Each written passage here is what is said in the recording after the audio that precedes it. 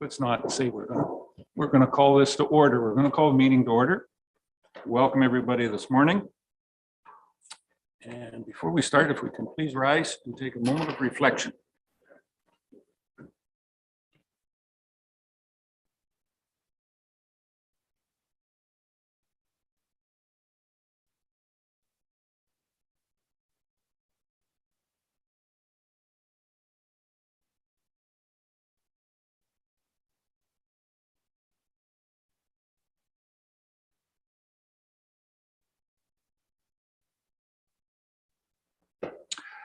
I'll ask if there is any declaration of pecuniary interest or general nature thereof. From anybody on anything that is on the agenda? Of course, it can be declared at any time. I will also ask at this point in time, our IT specialist, communications director, Sheila, could you give everybody an update on online participation today, please? Thank you, Mayor Eccles. Before I begin, if you get disconnected, you can dial 1-647-558-0588 and enter meeting ID 891-5626-2480. It should be noted for members of the public that this meeting is being held in 2 locations, on Zoom as well as being live streamed on YouTube. Both members of staff and council have been briefed on the various features of the Zoom meeting software. Members of council and staff will be raising their hands to speak. For members of the public, if you require any technical assistance at any point during this meeting, you can send a chat message to me, Sheila Ferguson, Communications Coordinator, and I will attempt to assist you. Thank you, Sheila, for that. And that brings us down to number 4 on the agenda, delegations. And this morning, we're pleased to have Eric Downing with us, is the acting general manager, secretary treasurer of the Saugeen. Is it still Valley Conservation or is it Saugeen Conservation? We've branded it a couple of times. I'm not sure. Yeah, it's just Saugeen. The Conservation Authority is here today to talk to us about Category 3 programs. Welcome, Eric. If I can ask you to take the table there and you'll be on the microphone. Be able to go there. And I do believe you've got a presentation. We have that available, Sheila? Right there on the screen. You need the gray button there.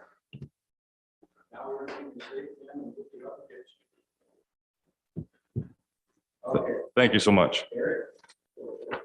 Through you, yes, I'm Eric Downing. I'm the general manager, secretary, treasurer at Saugeen Conservation. Currently, I would typically be the manager of environmental planning and regulations at Saugeen Conservation, but I am filling in for Jennifer Stevens, who you I think have seen in front of this group previously. She's just on leave temporarily.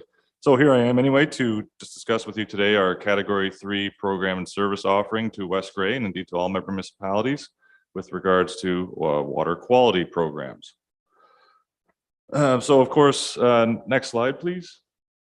Conservation authorities are established by the province, but for the purpose of putting local resources and resource management in the hands of member municipalities such as West Grey.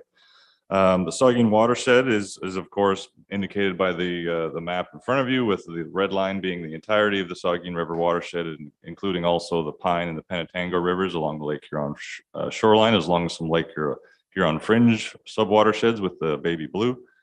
Lake Huron being on our left side if you're looking at the screen, and basically our borders are bordered by the sort of the Robson Lakes area in our northwest or northeast, and about the Dundalk area in our southeast. West Grey, of course, and where we're sitting here today is with the Yellow Star, with about 5 of the 10 subwatersheds of the Saugeen River and Saugeen Valley Conservation Authority jurisdiction. Existing in West Grey, we have, of course, the South Saugeen River in part, the Beatty Saugeen, the upper main Saugeen River watershed, as well as the Rocky Saugeen and a small portion of the North Saugeen River. So you are very uniquely located in our jurisdiction, upper part of basically all of our headwater areas, and a prime area for water quality sampling and a program, I might say. Next slide, please. So the roles and responsibilities of CAs are predominantly natural hazard management. As we'll hear about later, that's sort of the core mandate, as you've heard from the province. Some terminology around us is mostly focused on natural hazards. So therein, you get flood warning messages from our office, you get low water messages from our office. That's one of our prime responsibilities and our core purpose. Management of CA-owned land, our own parks, our own properties, our own forest lands are also still one of our core mandates. Again, not necessarily focused on water quality. Also, though, and more central to water quality is our involvement with the Drinking Water Source Protection Program. We are still one of the heads of that locally, of course, shared between us and Grey Sauble. And you have your own risk management officials that are applicable to that, that are, of course, working today associated with drinking water protection of your municipal wellheads. We also within that program have some minor required surface and groundwater monitoring programs that do somewhat align to what I'm talking about today, but there are a few limited sites that are required of the province all in and around that drinking water work. We also do, as per my typical work with planning and regulations, comment and provide advice to member municipalities considering new developments, such as subdivisions, such as gravel pits, such as severances, with regards to natural hazards only, of course, at this point. As we know, the last year's brought some changes there. We used to have a hand in natural heritage comment as well, but that has gone away from CAs as per the direction from the province. We also have our own permitting responsibilities. We have permits that are required if you're going to do work in around floodplains and around wetlands and around slopes to make sure that indeed you're not negatively impacting those natural hazards with that new development or having the new development negatively impacted by the natural hazard itself. You're not going to have a new development getting flooded with the appropriate approvals from the Conservation Authority in hand. So conservation authorities carry out programs that serve provincial and municipal interests, therefore. Next slide, please.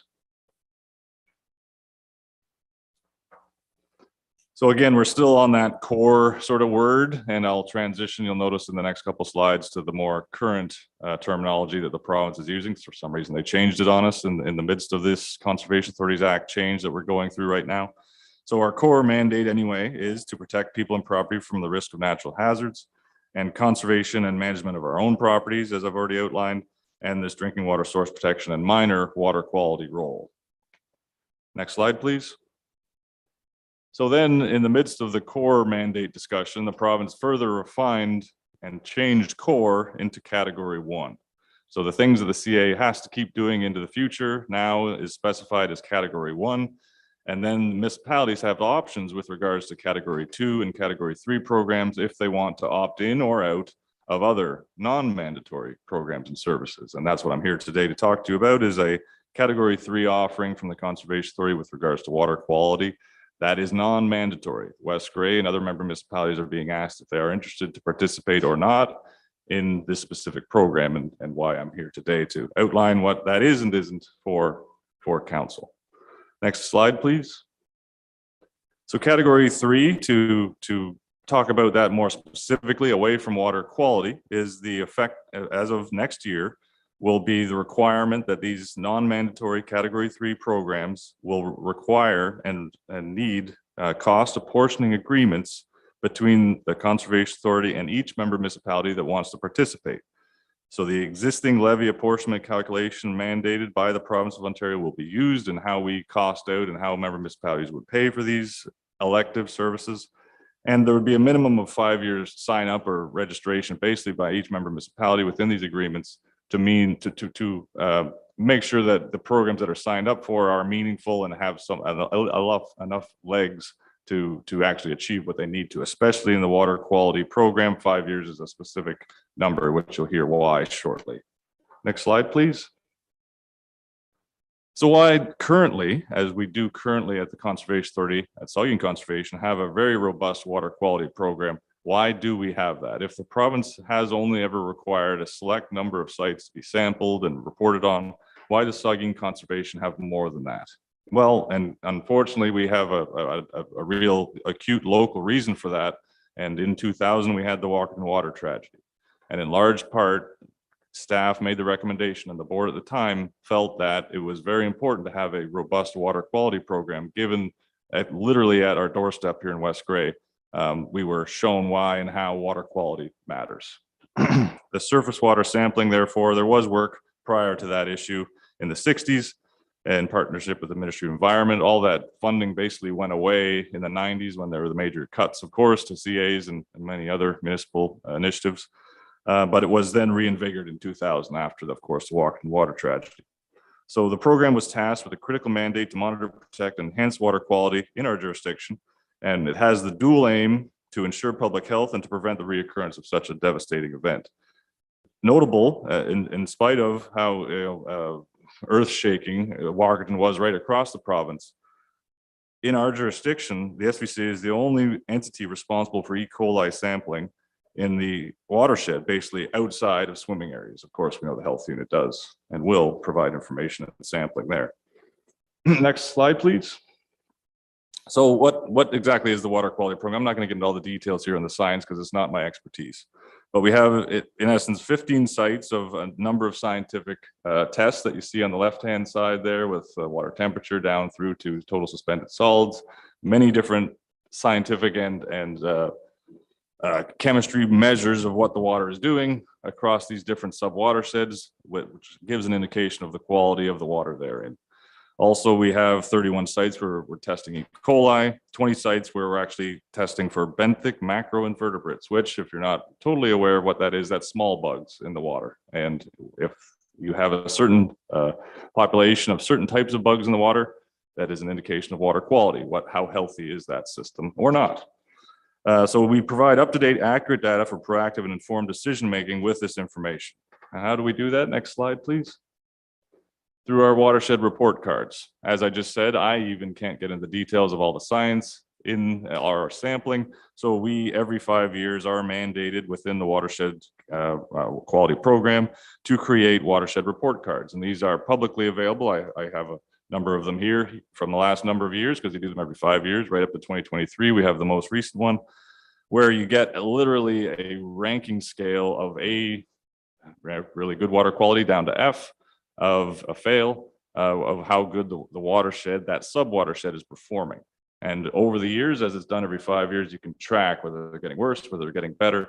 And you can also then use that we have a watershed that's really in difficulty, and there's some funding available from the province to apply for some grants. Well, we have a watershed that's in difficulty. It needs more wetlands. It needs more this type of land use, and the grant may be able to align with that. Next slide, please. So again, we establish with the sampling and with these report cards a baseline water quality data. We therefore can observe trends. Municipalities, therefore, looking at our data, can observe trends and assess the effectiveness of watershed programs. Again, if you have a certain type of development really moving forward in an area, is it having a negative impact? Is it not? Is that subdivision? Is that type of development? Is that gravel pit maybe having an impact? The watershed quality program allows you insight to be able to track those changes or not. Next slide, please. This is an indication across the watershed, unfortunately without the watershed boundary indicated on it, of the number of sampling sites in our watershed. A number of them being in West Gray, 17 in total. As I said, West Gray being so central to the Saugeen River watershed, real key municipality in our jurisdiction. Next slide, please. So at the end of the day, though, of course, the cost of this program is of interest. So across all member municipalities, 15, which we are seeking all member municipalities to support our water quality program for it to proceed at this time via motion of our board of directors, would be in the neighborhood of about $127,000 across all 15 member municipalities. I very much want to highlight that is not the cost of West Gray. If West Gray were to sign up for, and that is an annual fee I should outline, if West Gray was to sign up for 1 year, 2024, the cost would be in and around $15,000 for, again, our staff, our scientific sampling, sending it off to the labs, the production of the watershed report card, as well as the communication, of course, of that information, which is key. Next slide, please. So then, to further tease out those financial impacts to West Gray, there is actually no additional cost associated with this program. This year in 2023, this program is being paid for in part by West Gray, via your levy contribution to Saugeen Conservation. The change that the province is asking for removes the cost that we can pass on to our municipalities via the levy. The water quality program cannot exist there. It has to be in one of these cost apportioning agreements. If West Grey were to sign up, in essence, that fee is moved from the levy to this specific side agreement, and the cost is basically the same on the whole to West Grey. Though the levy goes down, you would incur this new fee. So the net remains the same. I'd highlight the method of the payment does change. And I hope that this has been enlightening for council, and that was what I'd prepared for you today with regards to water quality. Thank you. Thanks very much, Eric. Good overview of the category 3 and of some of the factors, some of the programs that the conservation does. Have you got a few minutes before you race back to the office for a couple of questions, if possible? Yes, absolutely. Thank you. Certainly. Does anybody have any questions?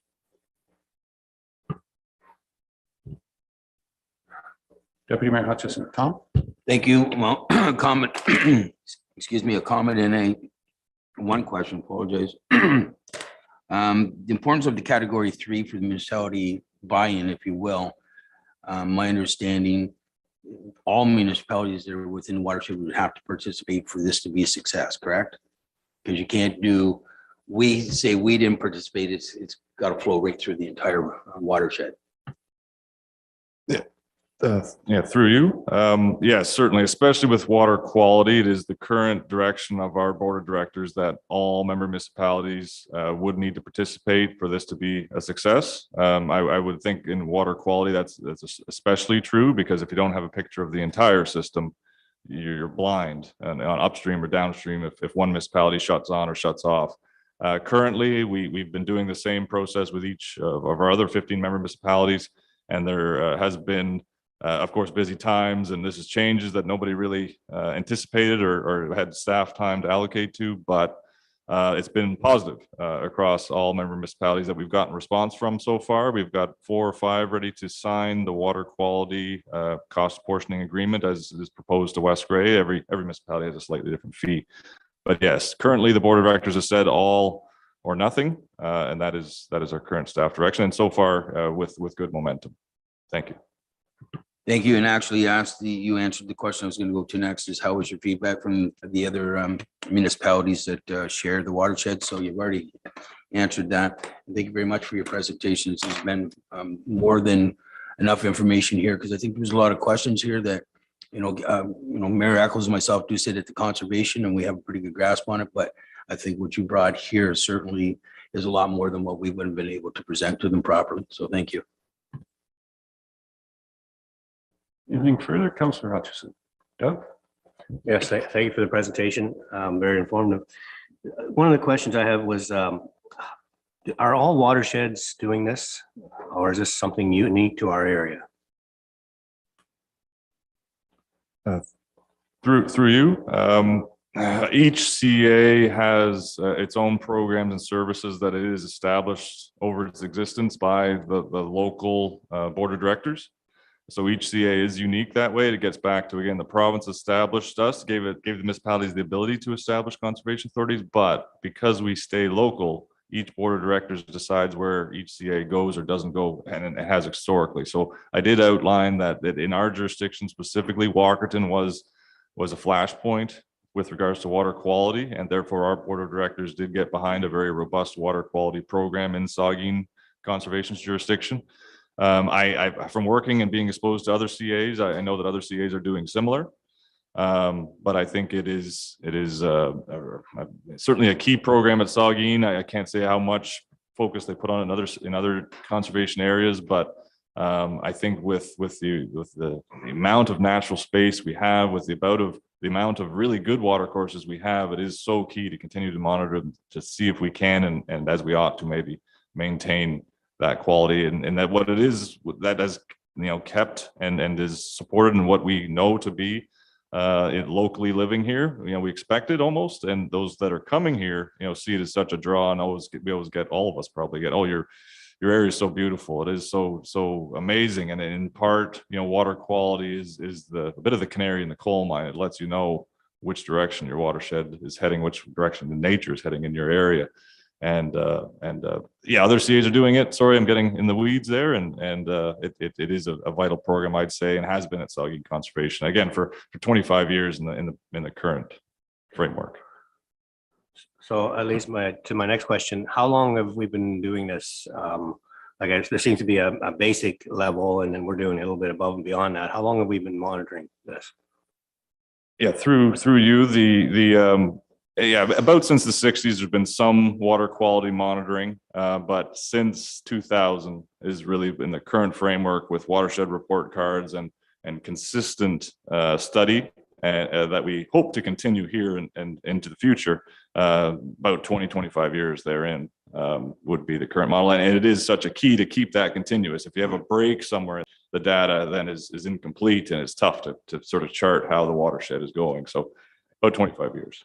Yeah, just a comment. So yeah, I agree. The data is really important. And if we opted out, then you got that gap, like you say, which creates a problem going forward.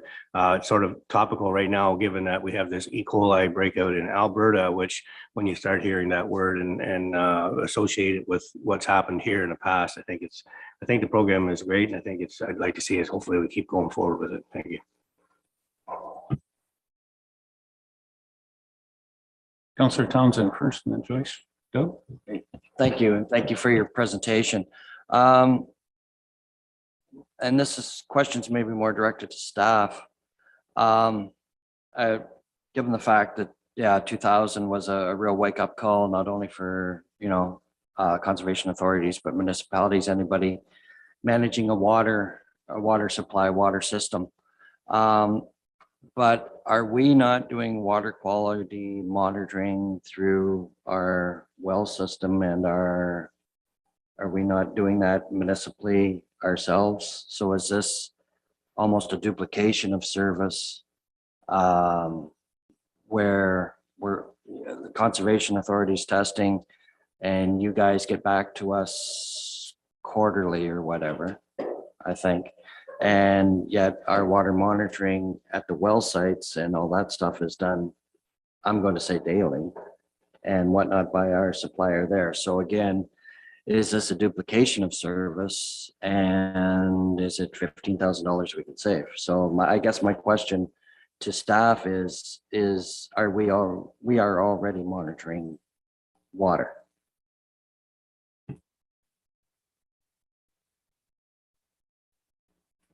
Jeff, are you there?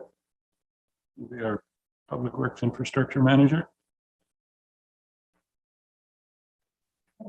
Good morning, Your Worship and Council. Yeah, At all our please. well sites, we do collect raw water samples weekly, and the turnaround is approximately 48 hours.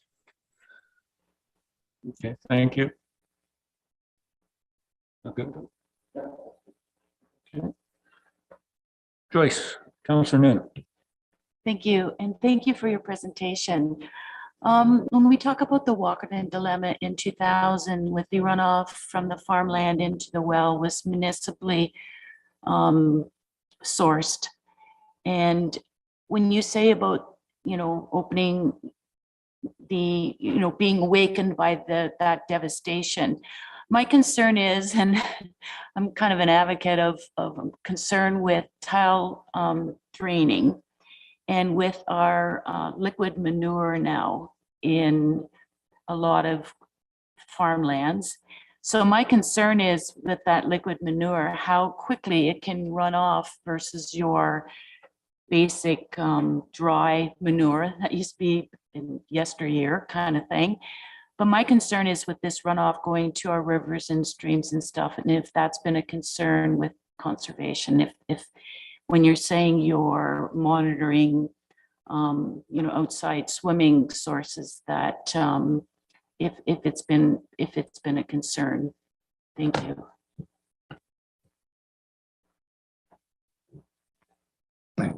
Yeah, through you, thank you for the question. The sampling that we are doing is in the rural context and certainly is seeing changes with regards to water quality in West Gray's sub-watersheds of the Saugeen River watershed. We, in the watershed report cards that I could provide you and council, we have some copies of here. They're available online as well. You'll be able to look into that specific detail and tease out what specific, because not necessarily tile drainage isn't necessarily taking hold in all of your municipality. For instance, there's some areas that it's more rocky, more hilly, more treed, and isn't conducive to the agriculture we're seeing in other parts of the watershed. But for instance, you do have South Saugeen partly going through your municipality. Certainly some heavy tile drainage occurring down there or previously. And you can sort of see what that watershed's baselines are and where it's heading in these watershed report cards relative to, say, the Rocky Saugeen River, which isn't getting as much of the tile drainage that you may be specifically looking for. Now, does it necessarily point out the responsible party? It would take additional study in all likelihood to figure what did create that water quality change. It doesn't say, well, this specific use is the cause. It would take further study, but because you can see into what the water quality is doing rurally, you have a chance of then looking, okay, what is the reason for the change? Then you can go deeper into that, and this program doesn't specifically target that, but it gives the data available to those that might want to. And this is publicly available data, available through our website, through the CAs, through contact, and would give you the ability to do so. As it is the only entity that is sampling rural water quality, your municipal wells are absolutely protected because of the Walkerton, the Clean Water Act and all the changes it brought. Rurally, though, the private wells and the private swimming holes and things like that are not on the radar of the Drinking Water Source Protection and the Clean Water Act. In the rural, this is your water quality window. Thank you, though. Anything further? Any other questions? I guess if I could, from the chair, Eric, the province come out with this. What is your understanding of why the province wanted to have this broken out towards category 3 or mandatory and non-mandatory for the municipalities? Any thoughts on that? Yeah, through you, thank you for the question. There really was a feeling that CAs had gotten beyond where they were supposed to be focused. Core being natural hazard management, natural erosion management stays what we ought to be doing as far as the province is telling us. The provinces, though, with category 3 and 2 indicating to municipalities that there are certain programs that municipalities can decide whether they want to be a part of or not. And water quality is the example in front of us right now of a program that the province has said municipalities do not have to sign their conservation authorities up to do, and is acutely the reason why they're not core and not category 1 for municipalities to consider whether, well, we already got staff that are doing this across all of our jurisdiction. We got redundancy, and we don't need this, etc. And therefore you have an opportunity to opt in or out. Thank you. And in saying that, further what Director of Public Works or Manager of Public Works said, Jeff, conservation gives us basically a 5-year update on quality of surface water. Walkerton, of course, or any municipal system, it's not on the lakefront, I guess, because Kincardine, I believe, a couple of other, Collingwood, I know, is drawing water out of the lake for their municipal system. But everything in the Saugeen area predominantly is well system and whatnot. So to kind of connect that your surface water quality is having an effect on any of our aquifer drawing for that would be stretching it quite a bit, wouldn't it? And the fact that municipally we are mandated and to do a, not as Councillor Townsend said, it may not be on a daily basis, but it certainly weekly that we're on top of it would be a better indication that the water quality is being monitored.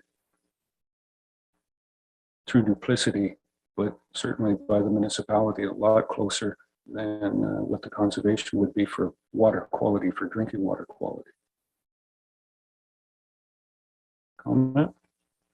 Yeah, certainly through you, I absolutely would agree that the redundancy and of protections on the drinking water municipal wellheads is significant.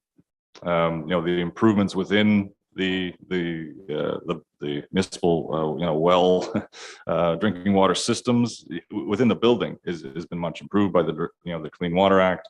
The protections of the intake area of those municipal wells is significant now. You've all seen it with your drinking water source protection, RMOs in front of you. What I would say though is that the health of the watershed around those systems still is making putting less reliance on those systems, but those systems should be able to catch and have been catching all of the issues since.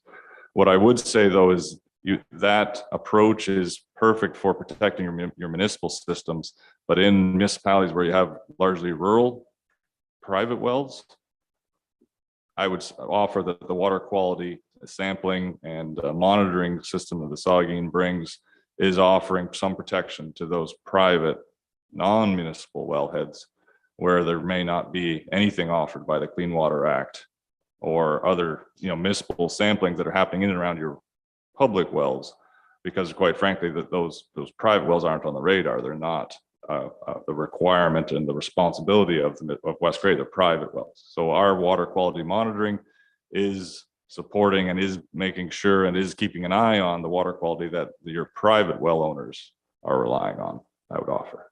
Thank you.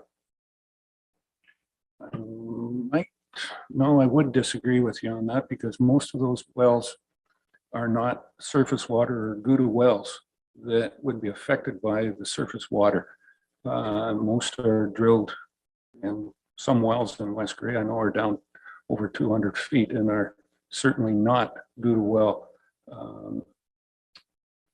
surface water affected. So not quite in agreement with you on that the rural wells in West Grey specifically, I'm not going to say that was the problem, certainly in Walkerton, that they were Gouda wells and was identified as that.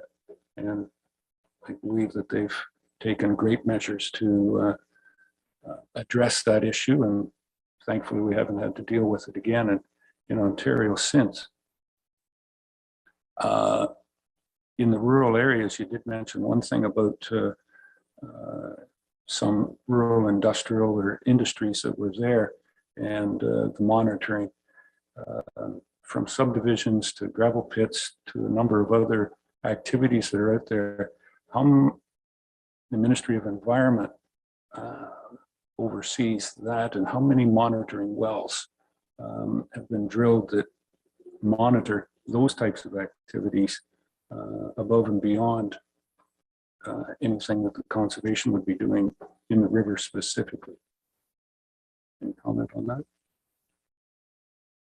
Yeah, through you, and thank you for that. Yeah, there certainly is specific groundwater monitoring requirements of other ministries and other review entities with regards to those specific proposals, gravel pits, aggregate proposals, etc. And those will remain nothing to do with what we're talking about here in what the Conservation Authority is doing. Absolutely, but those water sampling requirements are very specific and very local to the proposal. You're usually in the site of the pit, right neighboring it, to see to set up. Well, we need to avoid groundwater by 1.5 meters for aggregate extraction operation. We need to establish where that groundwater level is, and those very specific sampling requirements of the other ministries set that up. But it doesn't look a kilometer down the road. It doesn't look 5 kilometers away. And specifically, does our offering here specifically target and would it be able to necessarily see into exactly what each gravel pit is doing to the watershed? No, it's more of a broad look still at the watershed, and we would be able to identify, well, there's been a number of pits or a number of developments here or a number of tile drains proposals that have moved forward in this area, and we see then the watershed is doing this with regards to water quality for the decision makers, maybe to take into account, maybe to incorporate into official plans, sort of upper level stuff. So definitely the specific per development sampling by others is nothing to do with what we're talking about here, and is still certainly required for those specific developments. Our approach here is more broad stroke, looking at those subwatersheds on an upper level, and to determine how and where, maybe if you got stewardship money, is some due in this watershed and that subwatershed. The official plan is considering maybe some subwatershed plans, and these, what subwatersheds are in difficulty, maybe we'll have a little bit closer eye on the gravel pits or the specific proposals we're seeing to help or at least be aware of the water quality as we make our decisions. Is sort of the thrust of this program. Thank you. Anything further? Councillor Hutchison, Doug? Yeah, I think, to me, I see it that the conservation, what you're doing is really a surface water sampling sort of thing versus we're talking groundwater and well source. I still think it's a valuable program. I think for $15,000, we're looking at a little over $1 per capita in West Gray. I think it's a cheap program to give us more data, and I don't think we can ever have enough data when going forward. And it's also one of those programs that it's for all of West Gray. We always hear from people that don't live in the rural areas or the urban areas or in the towns saying, well, what do I get for my tax dollars? They gravel on my road, but what else do I get? So here's an example where we can give them something that really gives them some extra protection, I think, for what's going on around them and the water quality in their area. So I still think it's a worthwhile program. I hope we continue going forward with it. Thank you. Councillor Townsend, Doug? Thank you. The water quality testing in the rural areas, you're doing your testing in the Saugeen River and South Saugeen and those sort of things, where the water quality issues are probably coming from the municipal drains and whatnot that things are draining into the wetlands and everything before it even gets to the river. The water quality testing in the rural or the well testing, again, for rural people, that relies on them taking their sample or getting their sample to, I believe it's public health that does that water sampling or that testing of the water. So again, it's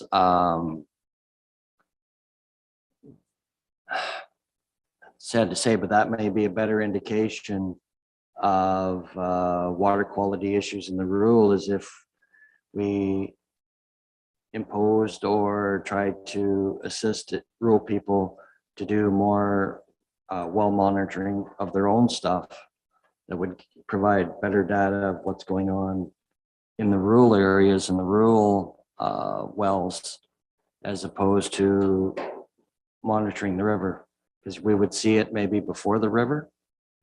If a number of residents in a certain section of rural West Gray are having well water issues that was identified through public health, would be a bigger or a quicker flag than by the time it hit the river. And I'm just throwing something out there for people to think about.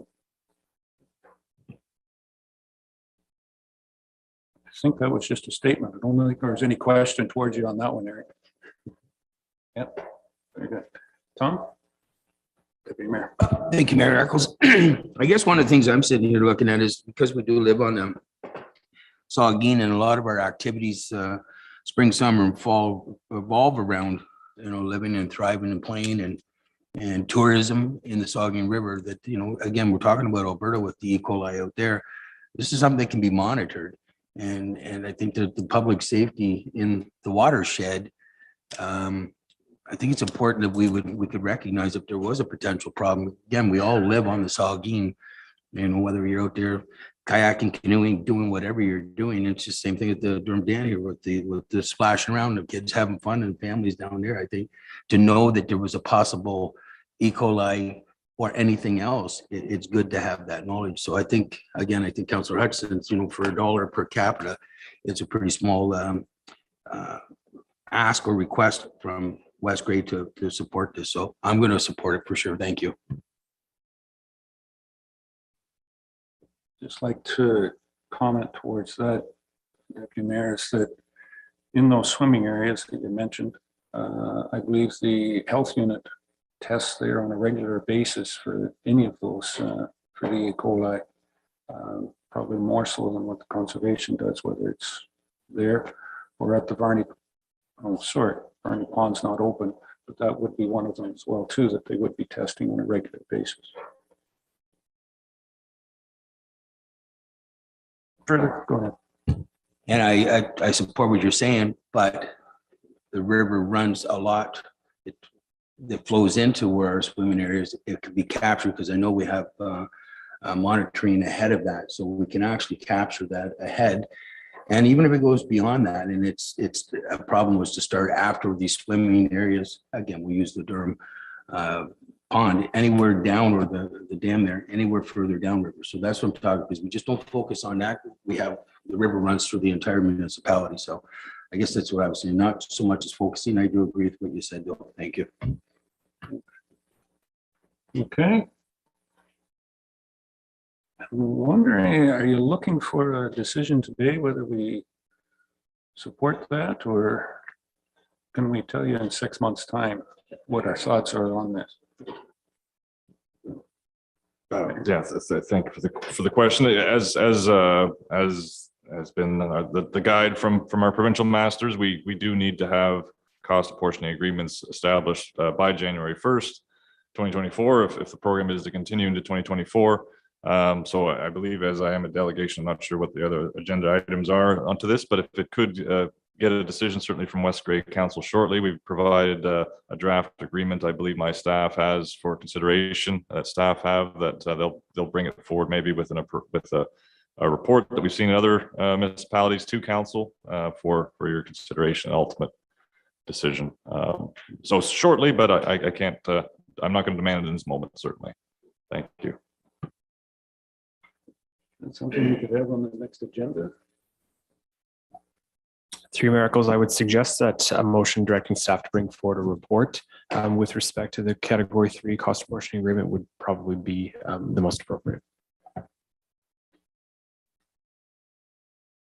No, she didn't say at the next council meeting. Would that be possible? Could we say that? Because I think there is some implications towards budgeting if you had it by January 1st of 2024.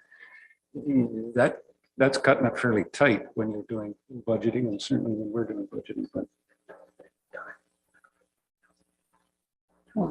yeah, that's what I'm saying. If we can give more of a specific time with that.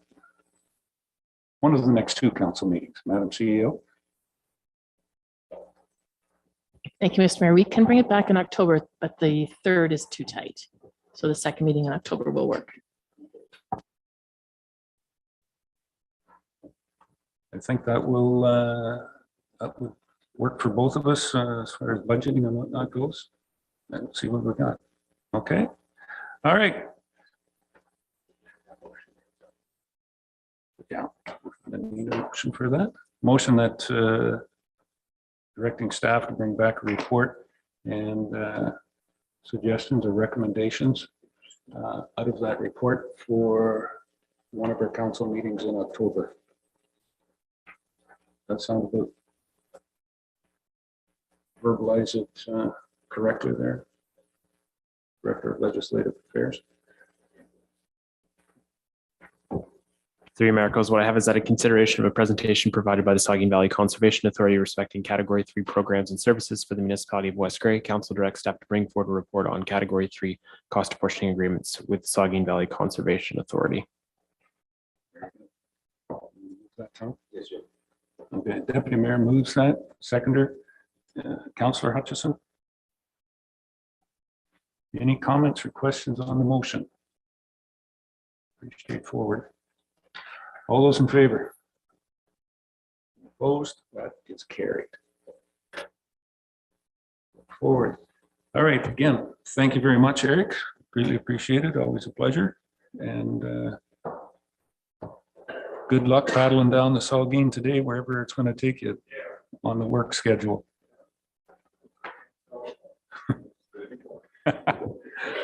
Okay. It's an open meeting. If you want to stay for the rest of the day, you're quite welcome. Very good. Public meetings. At this portion, we have no public meetings for this one.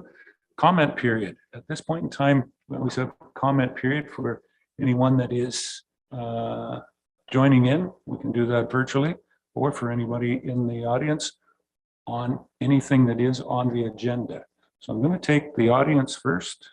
Ma'am, if you have, I'd ask you to go just because some people are on virtually, so that they can listen in as well too. If you can give your name for the record and yeah, just push that little gray button. Okay. Again, as I told Eric, now you're live. Thanks. My name is Judy Smelko. Thank you for the opportunity to speak today in support of SVCA's delegation and continuing the Category 3 services provided by them. I'm speaking on behalf of the Saugeen Preservation Society. We represent a large group of residents and businesses concerned with the 2 new gravel pit applications currently in the licensing process and the expansion of the Redford pit due to begin the licensing process in the coming months. All 3 are at the corner of Allen Park Road and Concession 4 North Durham Road. These properties are adjacent to the Saugeen, SVCA protected lands and county hazard lands on both sides of the river. If approved, they will trap 178 acres of diverse ecosystem and watershed, as well as residences with wells, including 2 dug wells between them. To believe that 3 invasive operations in such sensitive areas would have 0 effect would be reckless. If approved, these pits will have an impact on the immediate area, and by the very nature of how watersheds and floodplains work, effects will spread both up and down river. Because the proposed pits have the potential. Excuse me.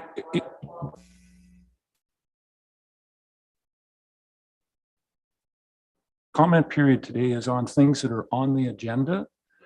Yeah, the gravel pit, there's nothing here about gravel pits on our agenda today. If the comment certainly for, saying that you would support or towards what Mr. Downing gave, that's fine. But I think we're getting too far off in on the gravel pit discussion on concession 4.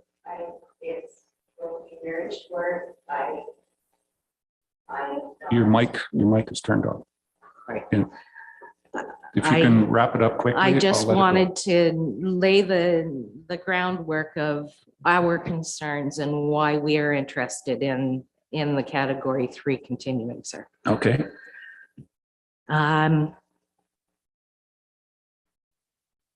Because these proposed pits have the potential to impact water quality and watershed in general, it is more important than ever to continue to support this testing, and I dare say beef it up in the area of these applications. Any disruption in the 20 years of data will remove a powerful tool for West Grey to catch changes early to minimize impact if possible. Throughout the Grey County official plan, climate change has been identified as an integral matter of consideration when making decisions. As residents who live on the river, we have experienced 3 100-year flood events in the last 10 years, and we expect that to continue. Between the 3 gravel pit applications impacting over 3 kilometers of the Saugeen and the unpredictable changes due to climate change, continuing to monitor and protect our watershed is of utmost importance going forward. We hope that today is just a matter of council going through the motions to continue this category of testing. Thank you again for taking our comments into consideration. Okay, thank you. Anyone else in the audience? Do we have anybody virtually, Sheila? No, not at this time. Thank you.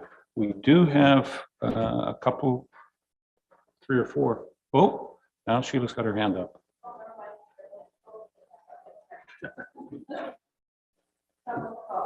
Is this a wave?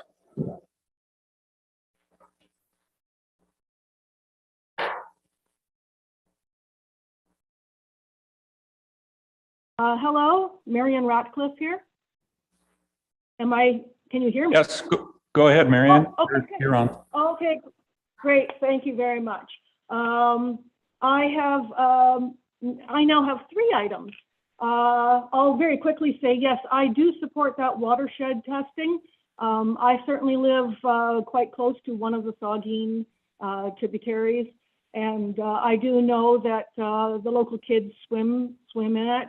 I see the kayakers, I see the fishermen out there, and we also got to take into account the animals that are being impacted, because I certainly see migrating ducks and geese, and I just the other day I saw a deer out there having a drink in the water.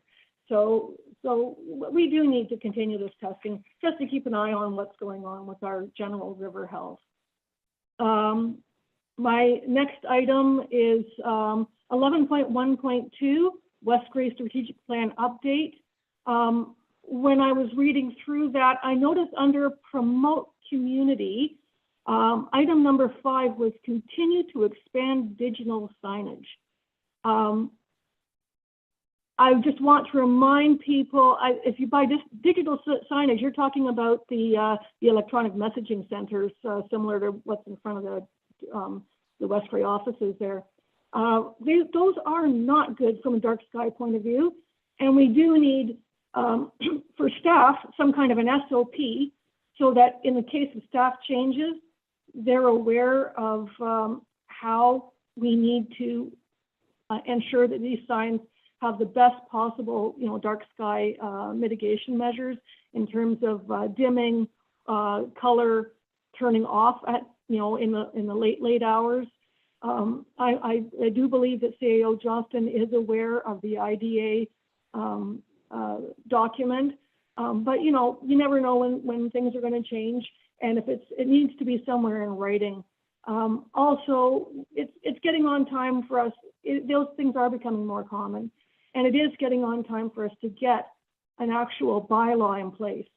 I don't want it to be a case where we're closing the barn door after all the horses have escaped, because a lot of bylaws tend to grandfather things that are already in existence. So if we get that bylaw out there, if we get the staff SOP out there before we start putting these signs up, then they're all going to be put up with the best possible measures, as I say, to mitigate that impact that they're going to bring to light pollution. Okay, Marion, we're 2 minutes. Yep, okay, sorry. And my third one's really quick. I did send an email. I just wanted to make sure that the clerk received it about the error on item 11.4.2, 6.0, saying that there was no community input. If you got that, then I'm good. I'm looking towards him to see if he did get it. Did you send it this morning or? No, I sent it yesterday when they were off. I sent it to Sheila as well. Yes, we've got that. Okay, good. And if you've got that, then I'm done. Thank you. Okay, great. thank you very much. Okay, thanks, Bye. Marion. All right. Amy, Mr. Clerk, you have a couple of other ones that were sent in, written? I'll let you Yes, thank you, Miracle. So the first one is from Sarah Hopkins, and the comment is, attention elected members of council, do remember who elected you, and you are to act in good faith for the people of West Gray and what is in their best interest. There should be no question to carry on with the water quality monitoring program through the SVCA. Surely West Gray has the $14,000 a year to cover our portion. To opt out would be unfair to the rest of the watershed. This is bigger than the boundaries of our municipality. The Saugeen River that flows through heads right for Lake Huron, one of the Great Lakes, what make up 84% of North America's surface freshwater and 21% of the world's surface freshwater. It is most important we do our part and due diligence to protect this water source, not only for ourselves, our neighbors, but globally as well. Water is life. Thank you for your time. I do trust you will make the right decision to carry on with water quality monitoring program through the SVCA. Next is from Ron and Norma Jean King. Again, respecting the water quality monitoring. We respectfully request that West Gray Council provide the necessary financial support to Saugeen Valley Conservation Authority, allowing them to continue the essential water quality monitoring program to maintain the safety of the water supply for all residents. Next is from Marianne Holst regarding Saugeen watershed funding. And her comment is, we moved to our farm in 2009 to be surrounded by the natural beauty and live our rural experience. a place for our grandchildren to cherish for many years to come. We all, being stewards of this land, feel that it is the responsibility of our municipal representatives to carry forth the principles of the past. That is, we must ensure the future care and conservation of our water, creatures great and small, for the future security of ourselves and the next generation of farmers in our watershed farm neighborhoods. Please vote and commit the funds for this honorable and necessary act.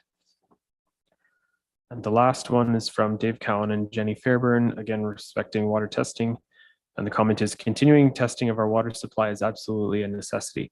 The simple fact that we live in a rural area and should always be ensuring it is clean and safe, just like taking care of our wells. It seems like such a given, and the cost here is negligible when you consider the risk. After Walkerton, this should not even be up for discussion or vote. We need to start putting the water first. And that is all the written comments that were received. Okay, thank you. And before we finish with that, that's it, Sheila. There is nobody else online. Not this time. Thank you. Okay. Down to number 7, unfinished business. I believe there is any. Adoption of the minutes, 8.1. Regular council meeting of September 5th. Motion to adopt those as presented in the package. Councillor Townsend and Councillor Noon. Comments or questions on those? Councillor Hutchison. Doug? Just a typo on 10.1.1. I believe it should be that the resolution was the cowboy mounted shooting range rather than shoeing range. I don't think we're chasing nothing, but shooting. Just wanted to throw that out to the clerk.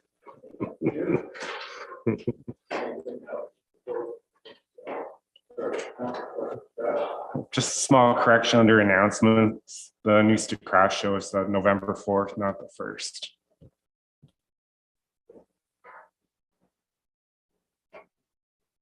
Okay. Any other slight errors or omissions? Call the question. All those in favor? Go ahead. Through your miracles, it would just need to be as it, that yes, as amended. Thank you. Those two corrections, it'll be most as amended. Everybody's okay with that? All in favor? As amended. Opposed? That's carried. Minutes of the public meeting, September 5th. We're in our package. Do I have a mover for those ones? Deputy Mayor Hutchison. Councillor Forster. Thank you. Any questions, errors, or omissions on those minutes? Call the question. All those in favor? Any opposed? That's carried. Committee and board reports, we have none. Okay. Correspondence. We have a couple of correspondence, one that needs to be addressed. So what are the correspondence package? We have the correspondence from Municipality of Brockton on the Saugeen Municipal Airport Partnership.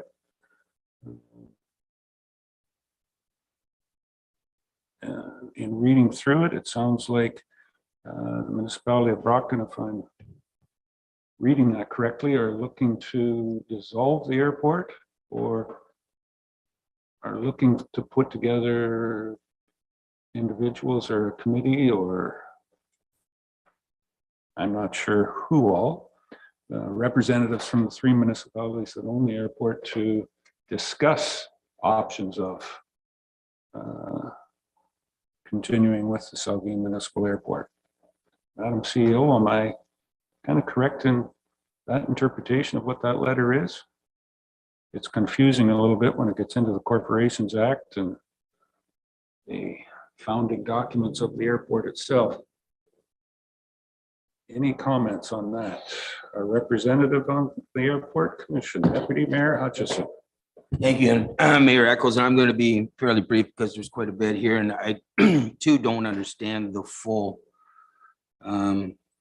request of what's going on here, but I do think reading that they're looking for a breakdown from the airport itself on its operations, which is fine. And I will say, with all due respect, that the attendance of Brockton at our meetings has been less than perfect. And a lot of this information has been ongoing. We've been working continuously, and all the minutes are here. You can see what we've been trying to do. As far as the agreement, we actually have that completed. I believe the agreement has come from our legal that was drafting it to our staff to, if I could ask maybe Madam CEO to answer, but I think it's over to staff to review that. If I could get that answer, please. Through you, Mr. Mayor. Yes, Deputy, staff have reviewed the agreement and provided comments back. It hasn't come back to council for further action yet, though. Thank you, Madam CEO. I just wanted confirmation on that. So that part of this letter, it's actually, we're going through the motions of that. So staff had some questions, it was sent back, and that hasn't been completed yet. So once that part's done, I think that you'll find the agreement will be up to speed. We have no issues with, preparing this, and if it wants to be a committee or however we're going to prepare it, but I'm seeing this too, that there's looking at an exit strategy is how I'm reading it, but I would certainly endorse, we'll do whatever needs to be done from the commission to do a full report, and we could work with staff or whatever directions the council want to go with that. Thank you. Further comments, Councillor Shea. Jeff? Yes, thank you. I think we should entertain this proposal carefully. There have been previous discussions about the long-term merit of remaining in the airport business as a municipality, and I think if some of our partners in that enterprise are thinking it's time to wrap it up, I think we should be prepared to look at that seriously. So I don't know what the next step is. Do we just respond favorably? Do we offer to join in a committee, or is this something that's going to happen at a staff level? But I'd like us to move forward with this. Okay. Tom. Thank you, Mayor Echols. I just want to be very clear that it's not some. This is brought forward. There is 3 members, municipalities, Brockton, Hanover, and West Grey, that are members that own the shared asset. It is not some that are bringing it forward, it's Brockton only. Hanover has said that they would certainly, I think they had their meeting yesterday, would endorse receiving this and would support a report. And that's what I'm recommending as well, is that we can do a report. But if we supported it to dissolve it, we really got to watch what we're saying there. So I think a report and the work, maybe doing the work on the, what the function of the airport is, would probably be the most appropriate step for this time before we go and endorse anything, because that would be given notice as well. And it's probably if you wanted to read the fine line, that's something that we should probably discuss. Thank you.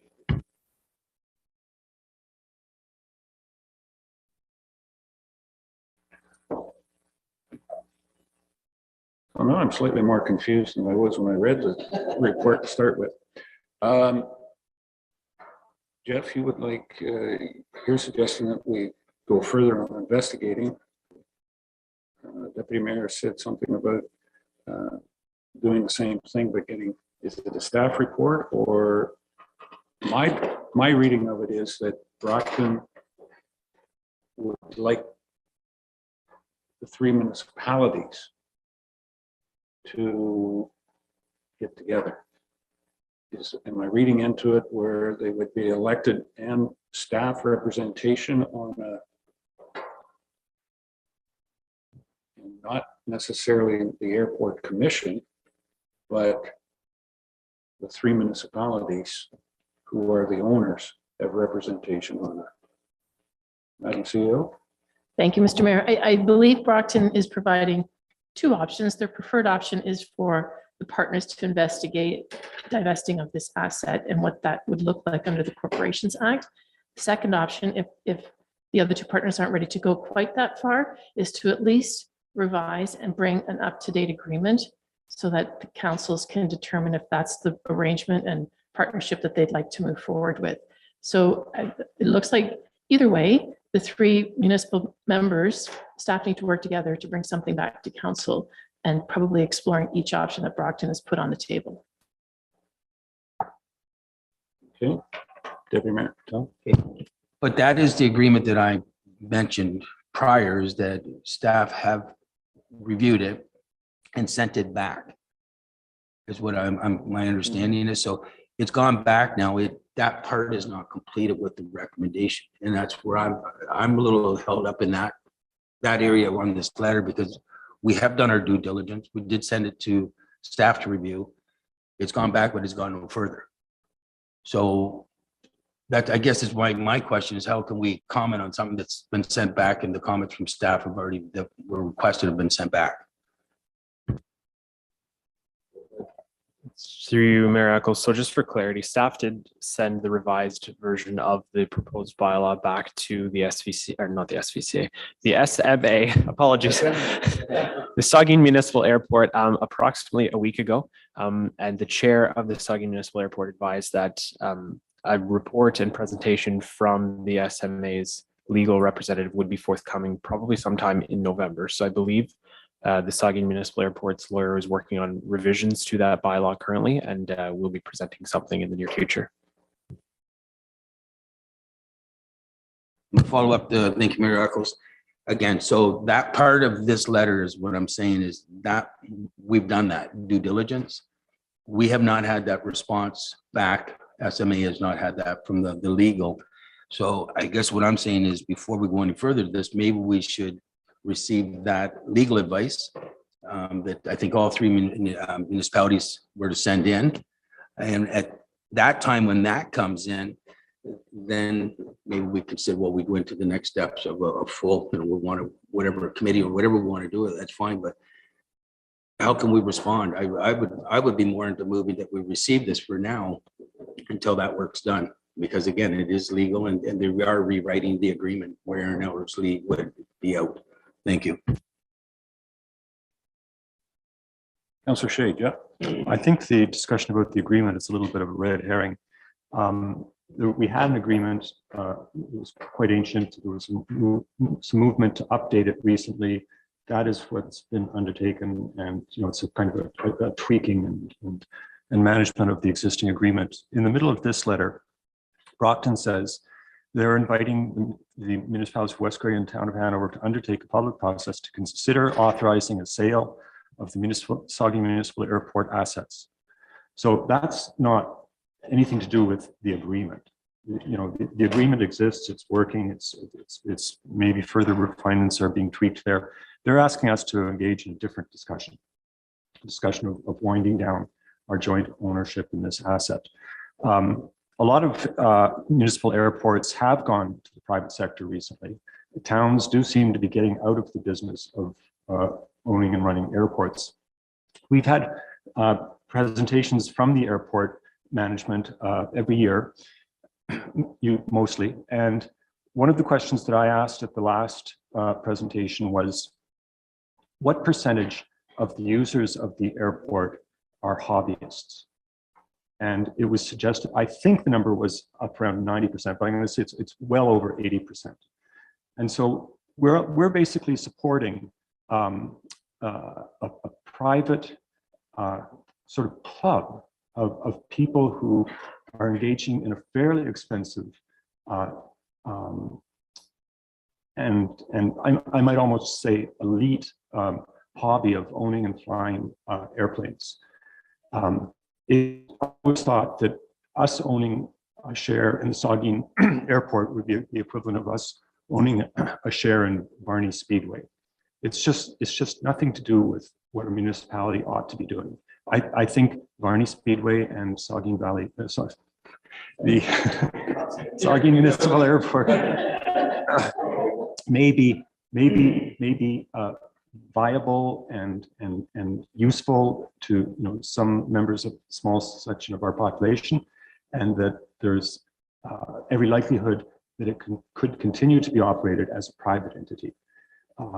So I would like us to move forward with the discussion about divesting ourselves of this asset. I would make that a motion, or I would entertain this as a fuller debate at a future meeting. But I don't want to just receive this and say, we're going to do some paperwork around the bylaw and hopefully this will go away. I think now is the time to look at what services we're providing to the majority of the citizens in our community. And this isn't one of them. Okay, thank you. Jamie, you have anything? Yes, through you, Miracle. So contained within the letter, there is a proposal specifically on a staff report. So I don't know if that's what you were getting at, Councillor Shea, in terms of the wording on that.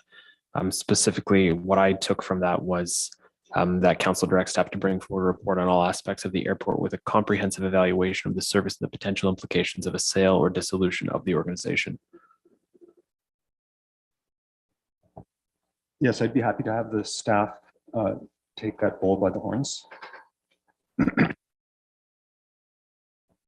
So just to confirm, you are good with the wording of that proposed recommendation or motion rather? Yes. Okay, so we have a mover to bring forward a staff report on what it would look like to build a committee or a group to discuss the evolution of the municipal airport. Moved by Councillor Shea, seconded. Well, I need a seconder to get it onto the. I can second that, yes. Okay, on the floor. Go ahead, Doug. Yeah, so my concern with that is still the agreement and the timing. I have no problem with the staff doing their part of it, but I think if you're looking at divesting this or changing the agreement, basically either whether it's a sale or whether two parties want to stay and one want to leave, I think we need to have the details from the agreement so that before you can make that decision, you're going to need to know what that looks like. If Brockton leaves and Westgrade and Hanover stay, what does that look like? What does Brockton get in return? Because at one point there was comments about, or in the agreement, it was believed if you leave, you get nothing. So I think that's a very big factor when it comes to making a decision going forward. So I do think that the agreement, the legal aspect of the agreement needs to be part of the staff report or part of the information that's shared before we can make any decisions. Anything else? Respectfully, I kind of disagree with you, Doug, on the fact that we're trying to put together an agreement or revise an agreement that's already there. But if you've got members over here deciding that they don't want the airport to exist under public ownership, you know, it's a chicken and the egg. We've got, in my mind, here's the egg over here. We don't want to crack that before we know that the chicken's a layer. If this chicken wants to get out of the airport, why are we spending legal time and everything? Figure that out before you're doing an agreement on how it's going to exist. So you've got, you know, it's a bit of a struggle, but I'm thinking we better have the discussion to see whether who's in and who's out before we do an agreement of how people are going to perform in. And the complicating factor in that is this Corporations Act. You know, a municipal corporation, I think is different than where Brockton's coming under this Corporations Act. That brings a different concept to it in my mind than anything. Just to say, with those, in fact, of what the motion we have on the floor right now, how are we going to, you know, have a report from staff on, I think to Jeff's point, getting a group together to further the discussion going forward. That's the gist of that. Okay. Further. So I don't have a problem with that. My concern though is that it still mentions in this agreement that Aaron Eldersley is one of the partners. And so before you can go anywhere, you have to make sure that that gets corrected because they're not partners anymore. So in that, and then once they're gone, then what does that look like in terms of divesting or breaking up the agreement? So Yeah, I don't know. I mean, staff can figure it out, I guess, but I'm just thinking, just wondering if the timing is, if we're a little bit ahead of, got the cart ahead of the horse ahead of the cart sort of thing. Not about sure about the eggs, but anyways.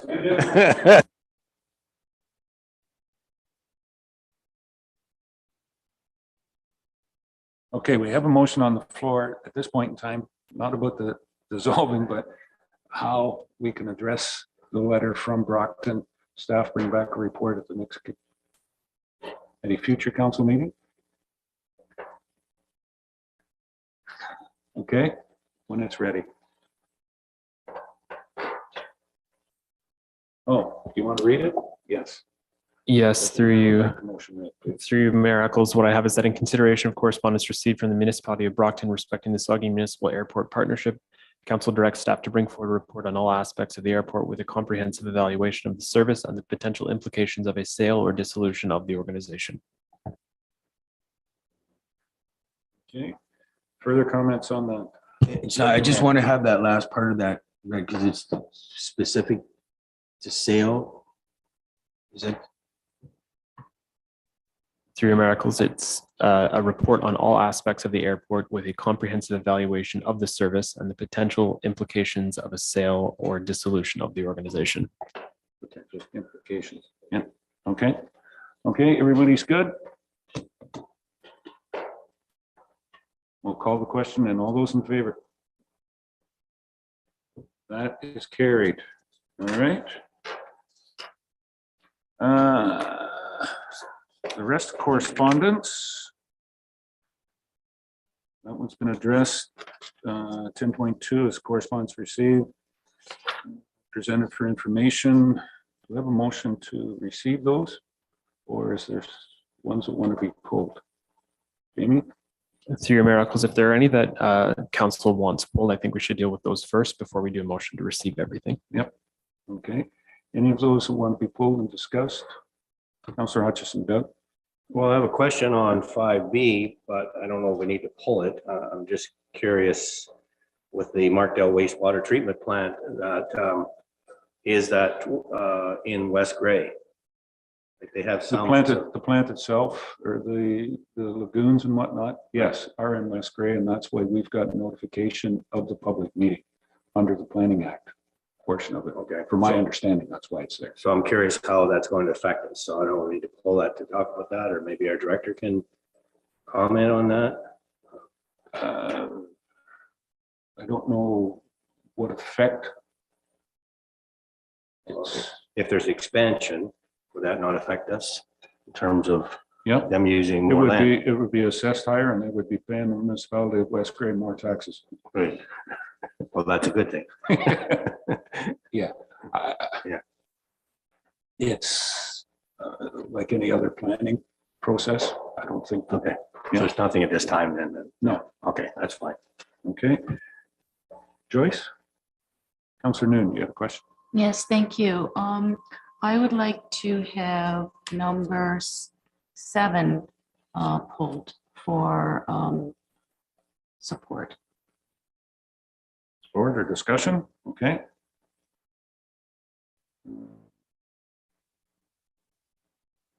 Oh. Go ahead. Okay. The correspondence from the town of Grimsby establishing a guaranteed livable income resolution. I feel with today's cost of living, everyone is feeling the burden, especially the lower income. This matter should be acknowledged and supported. Thank you.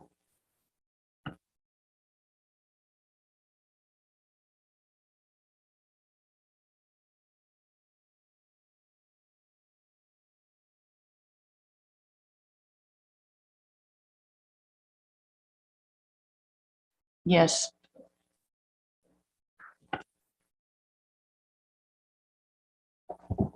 Through your miracles. So what I have with that is that in consideration of correspondence received September 8, 2023 from the town of Grimsby respecting establishing a guaranteed livable income, council directs staff to send a letter of support for the resolution passed by the town of Grimsby to the Premier of Ontario, the MP and MPP for Bruce Grey, Owen Sound, and all Ontario municipalities.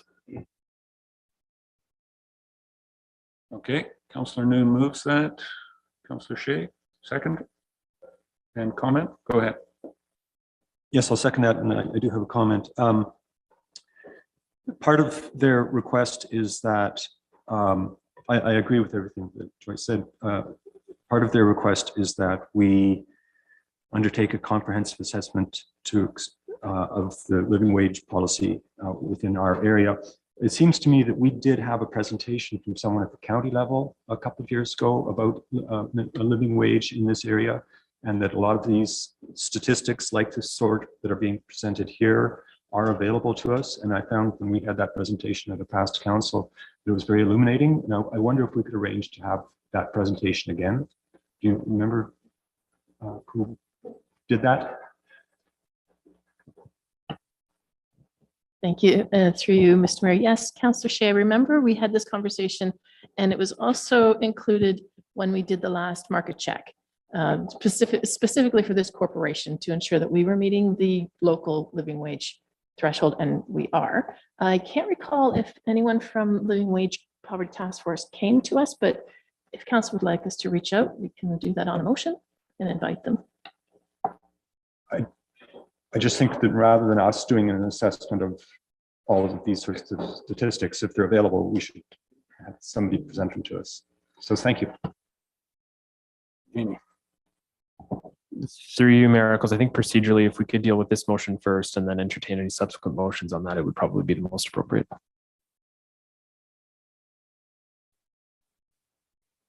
We're on the same page. I was going to agree with you on that. Thank you, Mr. Clerk. So we do have the motion on the floor, and then we'll vote on that. If there's no other questions on Councillor Noon's motion, I'll call the question. All those in favor? Any opposed? That's carried. Further to that, Councillor Shea. I would make a motion that staff seek to arrange a presentation about living wage from you. Did you say the name of the group? Through you, Mr. Mayor, Bruce Gray Poverty Task Force. Yeah, and which is led by, with the Tom, it's through the county, there'd be county staff where that would be coming through from. I can't give a name of a staff member, but through the county, Bruce Gray Poverty Task Force. Good. Yep, sometime in the future. Okay. Moved by Councillor Shea to get that for information and update for us.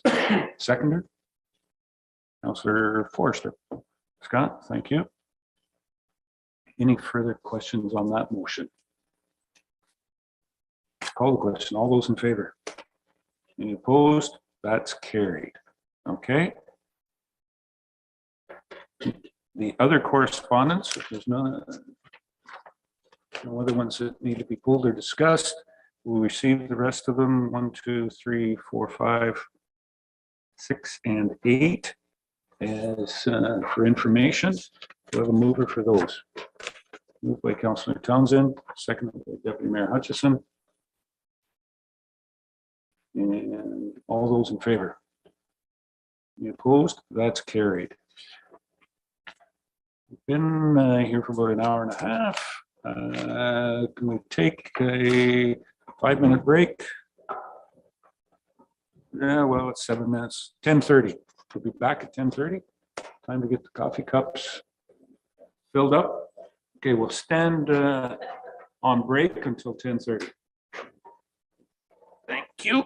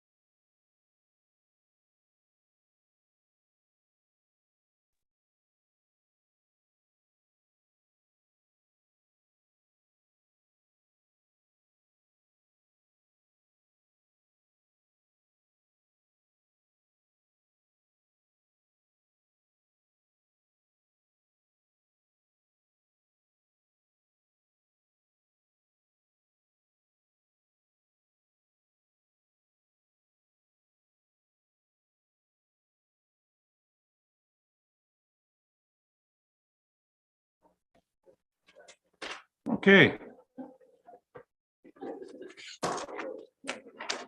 Everybody is back. We'll call the meeting back to order. And that brings us down to number 11, staff reports. And the first is dealing with the Chief Administrator Officer, CAO, Laura. 11.1.1, resolutions. Do you want to give us a go on that, or which ones are done, which ones need to be rescinded and move on?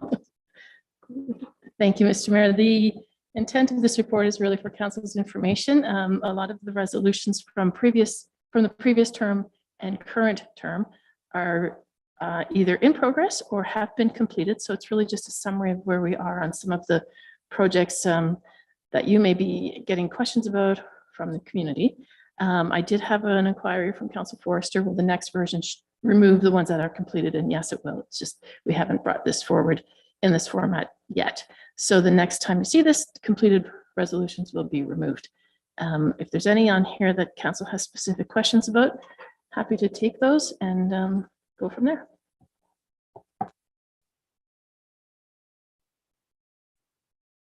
Rogerson, Doug? Yeah, I have a few questions. I guess I can just run through, or you want to do it page by page, or what's the easiest way to do it? But well, I don't know, it's half of this.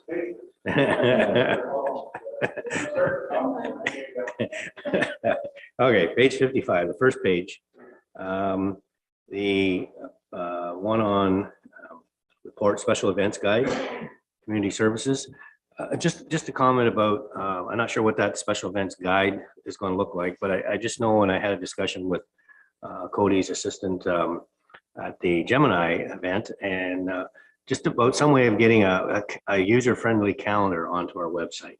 I had comments, some from family members about not being able to find things like public skating and whatnot. And I think, and I talked to, is it Lori? What was the Cody's sister? Nicole said that they use the calendar. So maybe the calendar on the website is more staff oriented, but really when you go in there and look at it, it doesn't give you a whole lot of information in terms of, who's using the ice surface, for example, on a certain time. Like maybe it's a group that I want to join in, but it just says private event, right? So I'm just thinking a calendar that's user friendly is basically what I'm suggesting up front, somewhere in the early pages of our website, which hopefully too is maybe going to get continue to be revamped and make it a little more user friendly. But anyways, it's coming. The website's a lot better than it used to be. So that was my comment there about calendar, user-friendly calendar. So if I may, Mr. Mayor, the special events guide was actually, what it is a handbook for the public that are intending on hosting an event. So it's the checklist of things that they need to do to get an event put together. Okay, that's But what you're thinking about, Councillor Hutchinson, you're a report ahead of us, because in the strategic plan report, there is one of the initiatives is to have a community-wide activity calendar. So we could talk about that then if you like. Okay. Okay. Okay. All right. Next. The one on the economic development strategic plan, this is still on the first page. It says it's completed. I'm just wondering, did we have a presentation on the strat plan? Because I thought the strat plan was still ongoing. We had a presentation from the University of Waterloo, right? But our plan isn't finalized, I don't believe. Through you, Mr. Mayor. So the presentation, you're correct. Wilfrid Laurier did a presentation on the tourism pillar of the plan.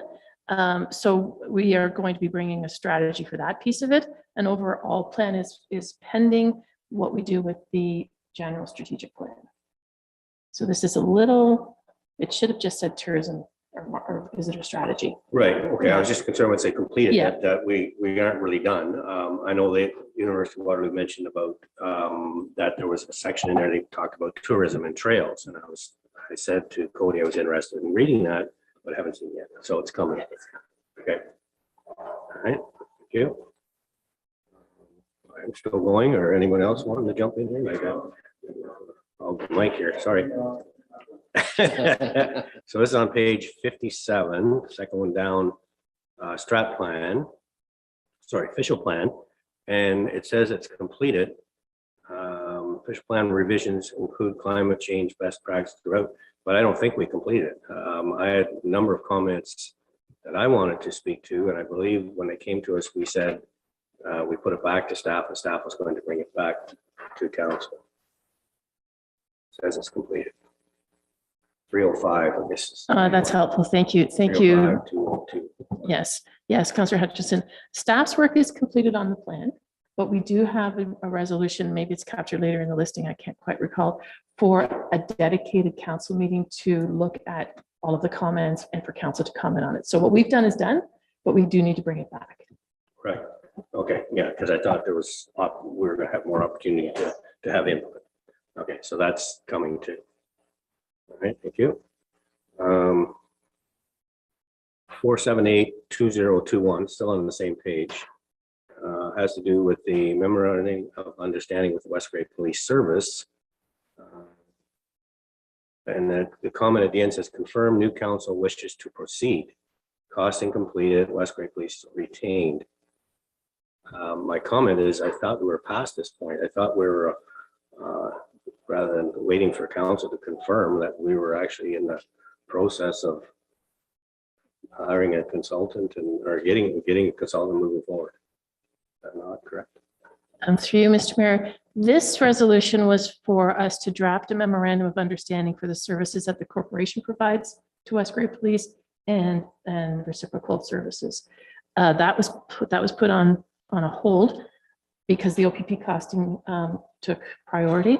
So it's still on the books that an MOU is to be, staff are still directed to develop this memorandum of understanding. So now that we've clarified that West Grey Police Service is going to be our police force, it's here for council to consider if they'd like us to proceed with the MOU as directed or fall under the Police Services Act. Right. So my question is it necessary? Do we still need that? So maybe that's one we can take off the books if that's the case. So you're making a suggestion that we rescind that motion? I guess it's a, Thank you. is it I'll a take that. motion or rescind a report? Yes. Look, the clerk wants it. Okay. Okay. Through your miracle. So any item contained within this document to rescind it, we would need a motion to rescind, and that motion would need to pass by a 2/3 vote. So we would need 5 of 7 members to be in favor of rescinding something for it to come off of this report's pending.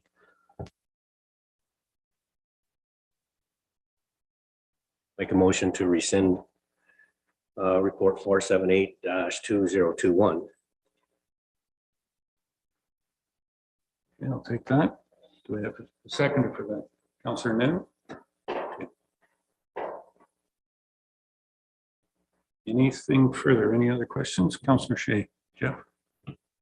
Sure.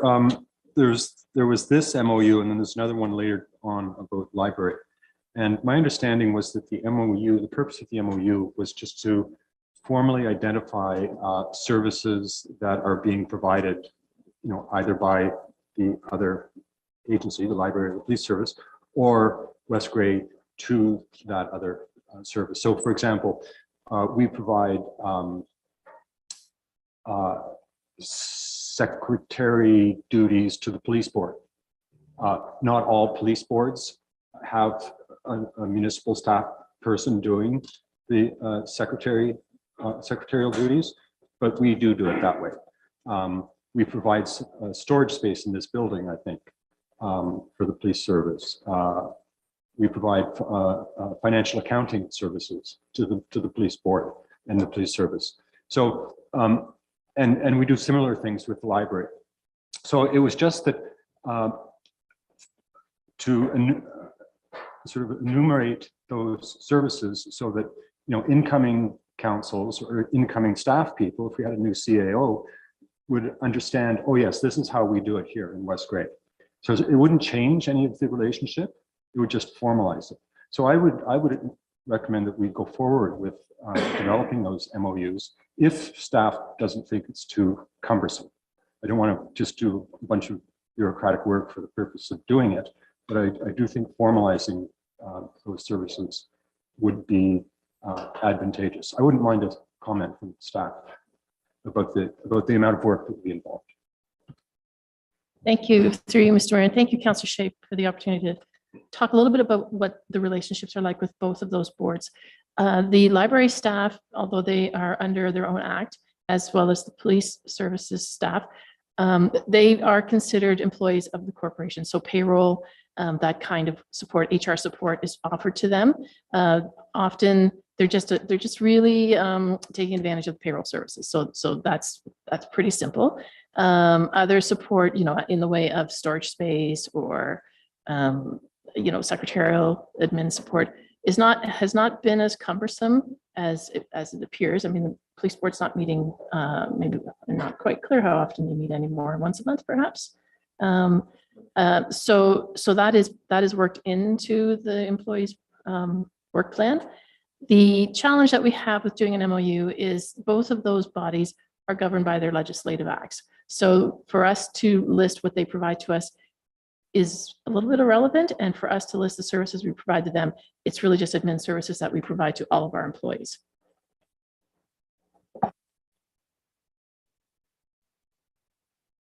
Okay. A bit of redundancy and killing a few trees. Any other questions on this? All those in favor of the motion?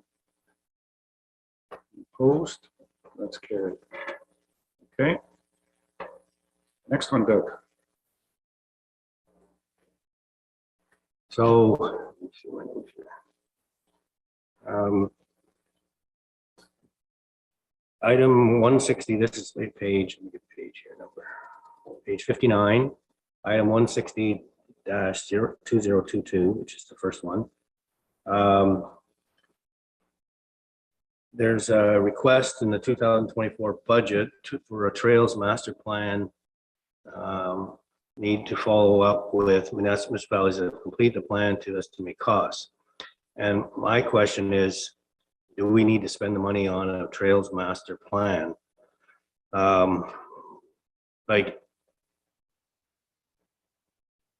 when we think about it right now, my focus has been on the Durham Trail because Durham has a potential trail. Newstead has a little trail, but there aren't really many other trails that we look after other than the Conservation Authority has a number of trails, and Grey County has trails through their county forests.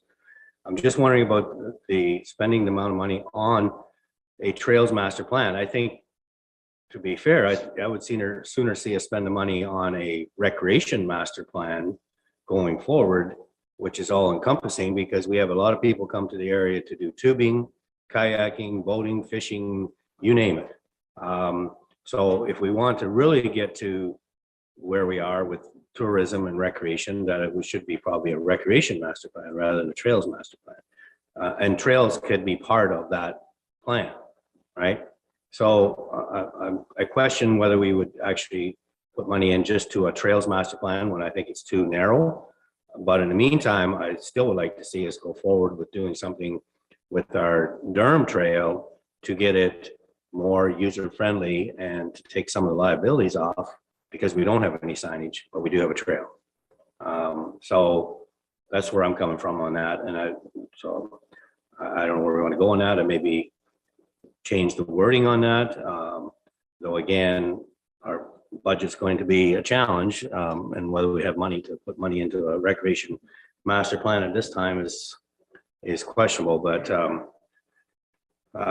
some way I'd like to get to the trails, but I'm not sure cost involved on doing a whole plan. So that's where I'm coming from.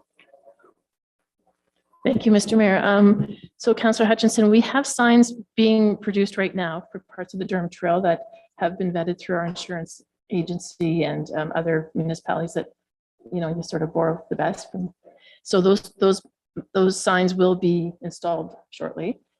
So that piece of liability, we're covered there. I hear your comment on the focus of a Trails Master Plan might be a little bit too narrow, especially as the communities are growing. You know, we should be looking at recreation solutions for all of West Grey. So I'll leave it to council's discretion if this one should also be rescinded, and staff can just, we can deal with the rec plan in the budget process.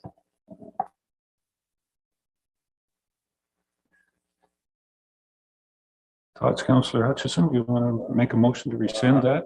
I'm just wondering, rescind it or would just revamp it so that it says recreation master plan instead of trails master plan, just leave it in there. It's still gonna come into the 2024 budget. You could rescind it, but then do we put another report back into, maybe we have to come through the process again to do another report for recreation? I don't know. I'm not sure. Procedurally, we'll turn to the legislative assistant or director. Jamie. Through you, Mayor Echols, I assure you I will not throw anything at anybody, just for the record. So procedurally, I think Councillor Hutchinson, if it's not council's wish to continue with this, the only suggestion I would have would be to rescind this. We can't really change this at this moment. So a subsequent motion could be presented to develop that. However, as the CAO mentioned, we could just deal with that through budget as well, and that would be sufficient. All right, so I'll make that motion to rescind 160-2022. Move. Do I have a second? Councillor Townsend. Any further questions, comments on that? And I'm thinking that from the conversation that it would end up being something coming forward in the 2024 budget. Councillor Noonan, Joyce? Thank you. It's more of a question, I guess, to the clerk, because I don't want to get off topic, but for future, for budget, like I guess nothing would be noted in the minutes though about looking at incorporating a recreation master plan. That's just something we'd have to remember to do when those discussions come up. Through you, Mayor Echols, yes, that is correct. I believe staff will note that and will actively bring something forward for the 2024 budget. Mayor Echols, I guess the only concern I have here to Councillor Hutchinson on rescinding this is, you know, we're going to go to a recreational master plan, if you will. And that didn't get through the 2024 budget for other implications that we have before us, obviously. Do we lose this whole concept that we're working on for many, many years now? We lose our foothold because it now falls under a bigger umbrella, and then, you know, we can't endorse that in 2024 where all this work has been, you know, it's been years of working on it. The signs are finally there. That's the only concern that I have. If it's bundled under another one and doesn't get passed, then it sits on the shelf for another year. Thank you.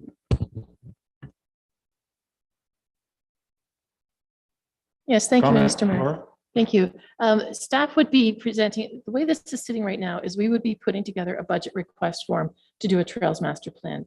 I'm quite supportive of Councillor Hutchinson's suggestion that the scope be enlarged to do a budget request form for a recreation and Trails Master Plan. So it would still be captured and a budget request form is staff's rationale of why we would like to do this work.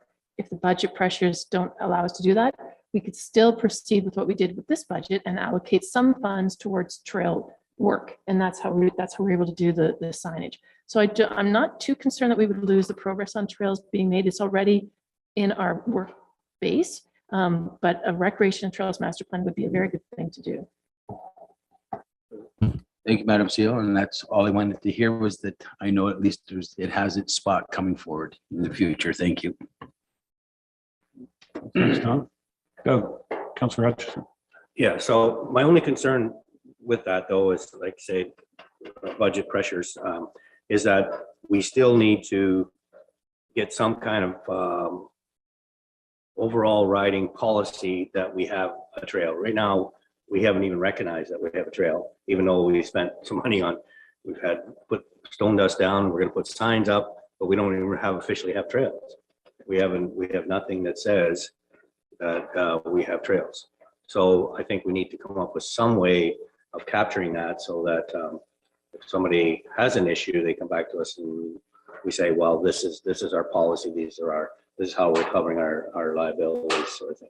So I'll leave that at that for now and maybe further discussion. Okay. Motion that's on the floor to rescind this. Look forward for something not in the motion for 2024 capital request in the budget is the thing of this, but the motion on the floor is to rescind the Trails Master Plan. Okay, everybody's good. Call the question. All those in favor? Opposed? That's carried. Okay. Making this document a little bit smaller and more readable. Keep going, Doug. I'm sorry, but I'm out of questions. Oh. Well, maybe you're going to take a run at the library. Anything further than on the document?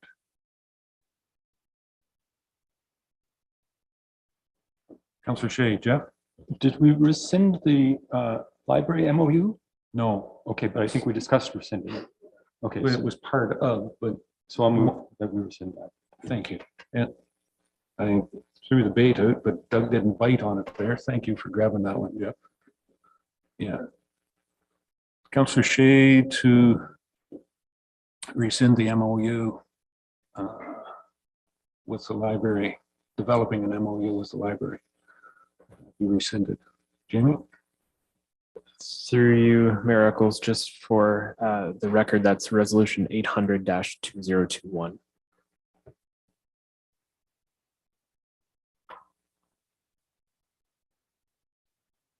Thank you.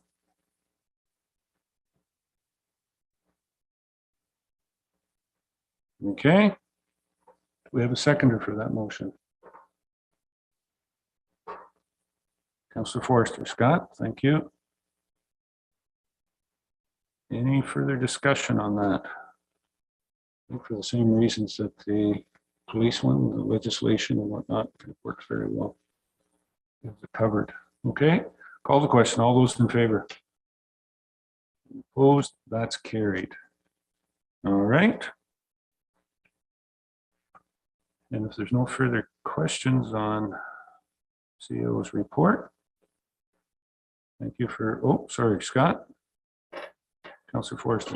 All right, I had a question about 36-2021, review of 20 historical structures. I just wondered what these structures were. There's a bridge one down below it, so.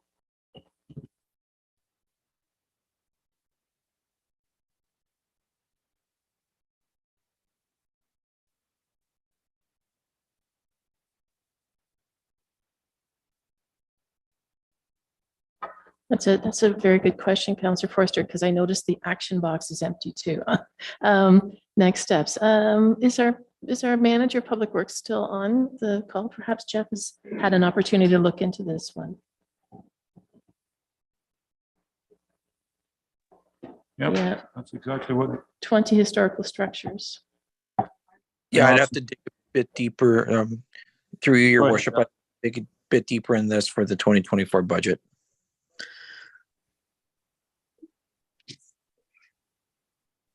Can you give us, curiosity's killing everybody here, 20 structures? I mean, we got 109 bridges. Is all of them bridges or is it buildings? I hope it's that simple, but I don't think it is. I think it includes some buildings. So I shouldn't comment a whole lot more until I actually get a hold of the actual list of the 20 structures. Okay. And maybe that can be just for information, disseminated out to council. Once you get some of that. Okay. Thank you. Is that good, Scott? All right. Very good. Anything else? This report from Laura? Seeing none, then we'll go down to strategic plan update. Laura? Thank you, Mr. Mayor. If I could just ask we don't need a anything for the information report? Okay, thank you, Mr. Clerk. So the strategic plan update, council will recall in August, we had a full day session with the facilitator to work on new items under the pillars of our current strategic plan. This report highlights the ones that received the most votes, the top 3, as well as the runners up, as it were. The facilitator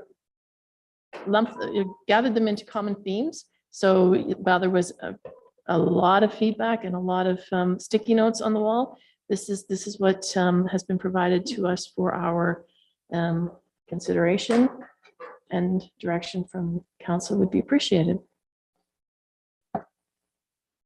Okay. What's in the package here? And that, any comments? Councillor Townsend, Doug? I'll start anyway. Under the first heading of working together, number 2, advocate for physician recruitment. What do we mean by that? Like, we don't have staff to do that. That's the foundation that looks after, a hospital foundation that looks after physician recruitment. So I really don't know what role we would have to play as I mean, municipally, yeah, I mean, everybody wants to get more physicians. I mean, that's a huge problem across Ontario and Canada, but what does that actually look at? Like, from our standpoint, what would we be looking to do to advocate for physician recruitment? We donate to the physician recruitment through budget, and I don't exactly know what that means.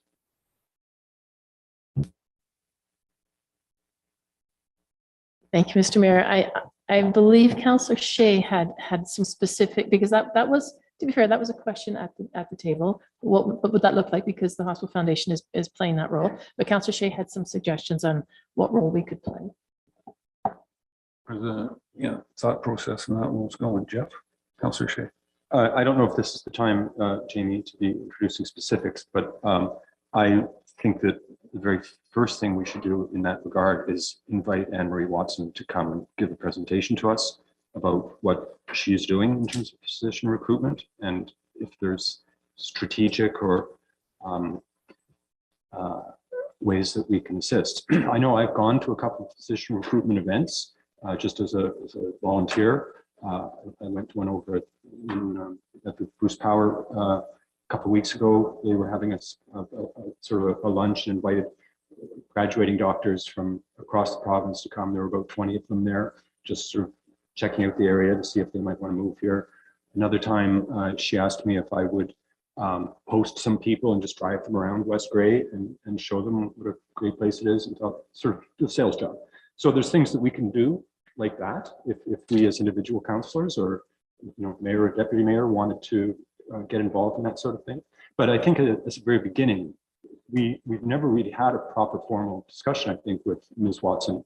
And I think it would be generous of us to extend an invitation to her to come and explain the ins and outs of physician recruitment. Would that be appropriate to introduce at this point, Clerk?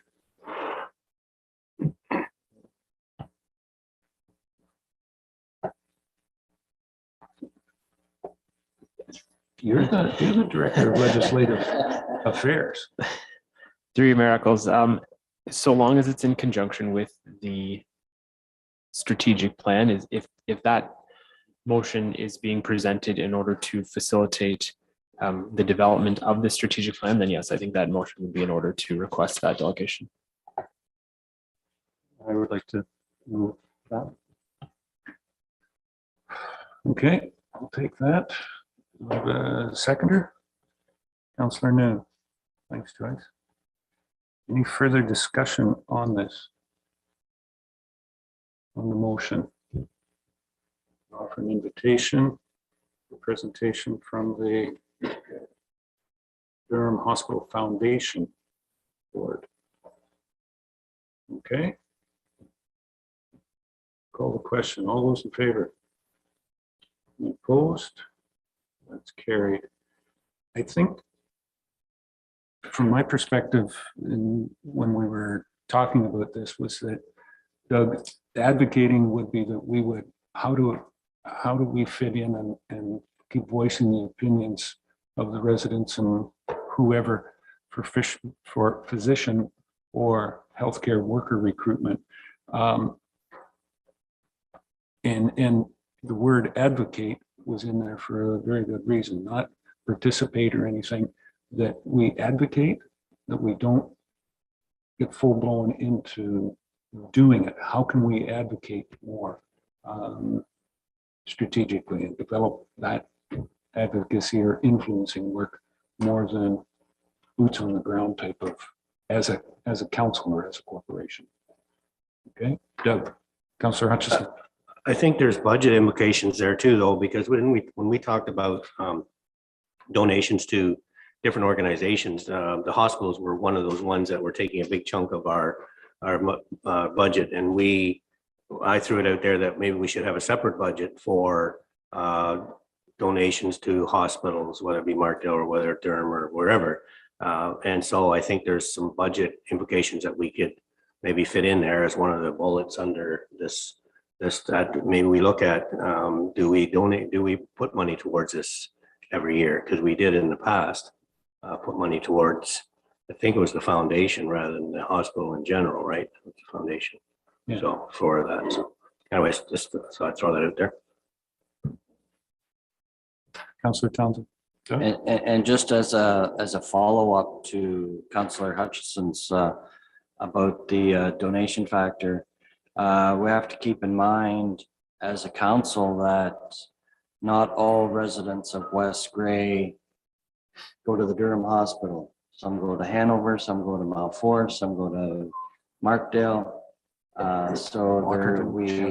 Chesley, yeah, we have to, if we're going to give to one as representing West Grey, we need to look at probably all 5 of them to make sure that we're treating all the residents of West Grey with the same amount of dollars or support to their local hospital and not just Durham. Something to keep in mind.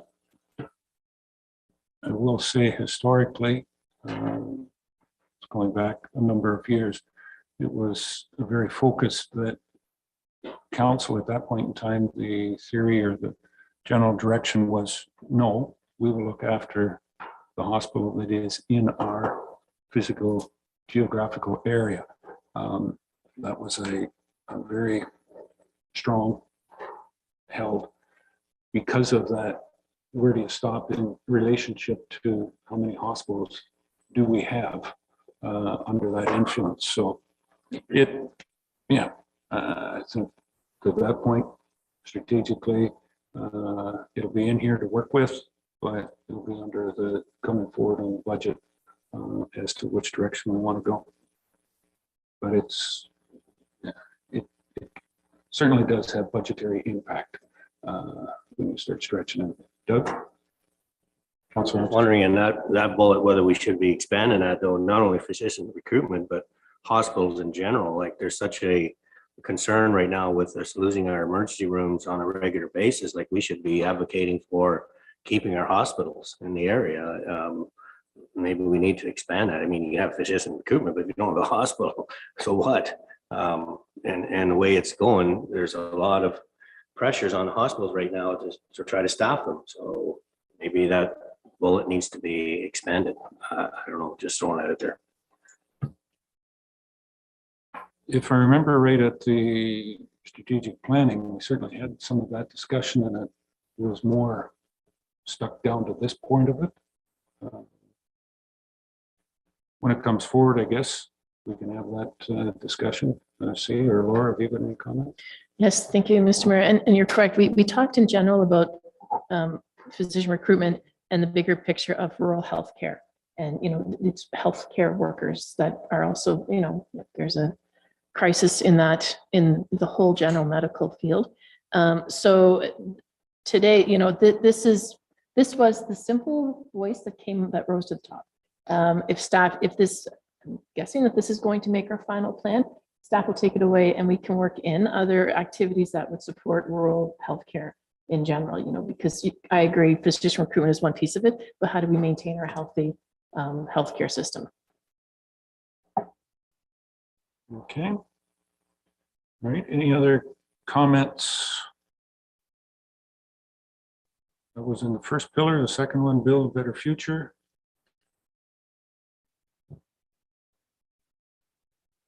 Go through them. Everything's fine with those three that are at the top, and then there's four more there. Jeffrey, Councillor Shea. I'm not sure if the second one, move ahead with development of the police station lands, is really something we want to consider as like a long-term strategic plan pillar. Like, I understand there might be some county developments on the land. I think it's sort of done with development. So I don't know that we're going to be putting a lot of effort into this over the next 3 years. Just an observation, consideration. And thank you, Councillor Shea. That's a good point. I mean, that project is progressing.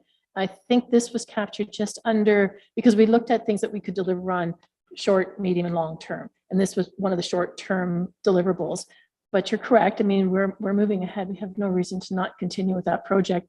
And the other items that are, not the top three, if there's appetite for council to swap them out, move them around, that's why they're all here. It was just the easiest thing for me to present to council was these were the three that got the most votes. So, we can have a conversation around all of them, but this one was the number 2 priority under this pillar. The fourth one on the list was to develop the park, Riverside Park behind the credit union, which gets a lot of use for musical performances and now a farmer's market and things like that.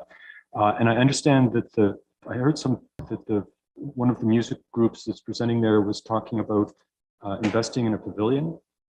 And I just sort of wished that if they were going to invest money in a pavilion, that there was a larger plan. And that, the municipality was sort of involved in seeing that asset is used as strategically as possible. Like maybe the grassed area needs to be expanded. Maybe the orientation needs to be turned, 90 degrees. So, or, just things like that. I would love to see municipal staff providing some expertise and planning to the development of that facility.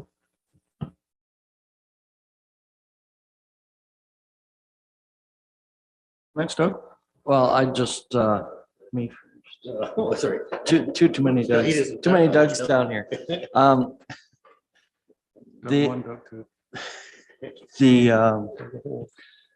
The list of things that were put together, keeping in mind that Councillor Hutchison and I, neither one of us were available for that meeting, we're not looking at drawing a hard, fast line under the top 3 and throwing the rest on the garbage heap. If we get one done, like you say, like the police station is a priority and it's in the works and a quick deliverable.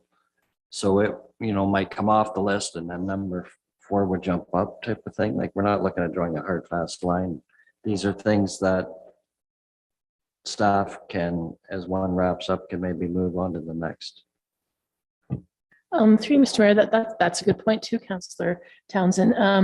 Like I say, these were the 3 that were priorities as a result of that meeting. So if council supports these, then that's where we will be focusing our efforts. And you're correct. Once the police station is completed and the plan for the balance of the lands is approved, then that would be a completed item on the list. Pending where we are in the council term, council could determine that, let's slide in another priority under that pillar. So it is a living document to a certain degree, but for us to start formulating a work plan around it, we do need to have specifics. Yeah. Doug, too. To go back to Councillor Shea's comment about the Music in the Park group, I believe they have had some discussions with Cody, and I'm not sure who else in staff, about a pavilion. For some time, we've talked to them about that and suggested that it would be nice to have a pavilion there, but I do think we should have public washrooms there. And the facility, my understanding from talking to them and is that they're talking about a temporary type building that could be moved in, moved out if it had to be. But I really think going forward and futuristic looking at it, that we really need to build a pavilion with public washrooms in that area. But that's not what they're looking at this time. And I don't know how far they've gotten with Cody, but I think they're already down the road. So maybe we're not going to get to the washroom aspect. Maybe our CEO can comment on it. Through you, Mr. Mayor. I know Mr. Hewlett's online, so he may be able to add to what I know. You're correct, though, they have had conversations. I'm just not clear on how far the planning is for that. We are mindful of the fact that, a band shell with facilities would be ideal. But I'm not clear if that's ever been, more than just at the staff conversation.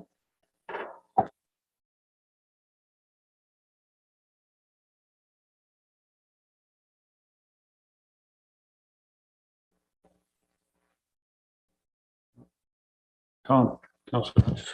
Sorry, I'll go to Tom first. Go ahead. Okay, thank you, Mayor Echols. Just want to say, like, this whole session here, don't forget that we were supposed to put in short, medium, and long-term projects. And I think we've identified a lot of these. You can capture what you could.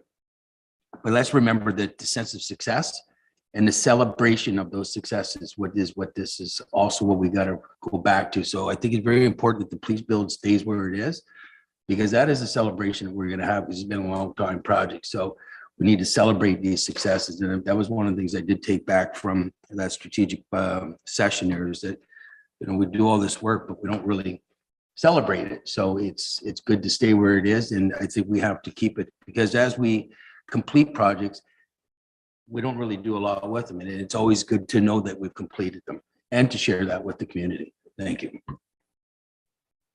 Thanks, Tom. Doug, too. I agree. Deputy Mayor wants to have a party. I'm all for that. Just to comment about the asset management one, which is the first one there. We're in the process. I'm curious where we are in terms of the process, but I also look at number 5. It says evaluate all bridges. So to me, that's part of the asset management plan. So it goes hand in hand.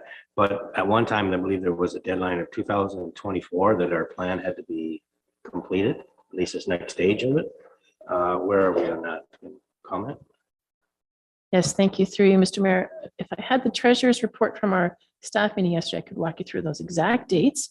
The next significant deadline, I believe, is July 2025. And that's to be the much more of a comprehensive. What the deadline that we did meet in 2022 was for our core assets. The next one is the broader collection of assets. So we're in fine shape to hit that deadline as well. I can circulate that information for council because it's quite informative. Okay, thank you.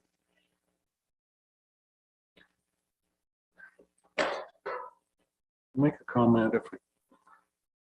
I'll make a comment on the infrastructure basis. I believe that our staff have a very, very sound decision or understanding of where our assets are and everything. It's just a matter of putting it on paper or plan and whatnot. And it's not as much for our information as it is for Queen's Park, that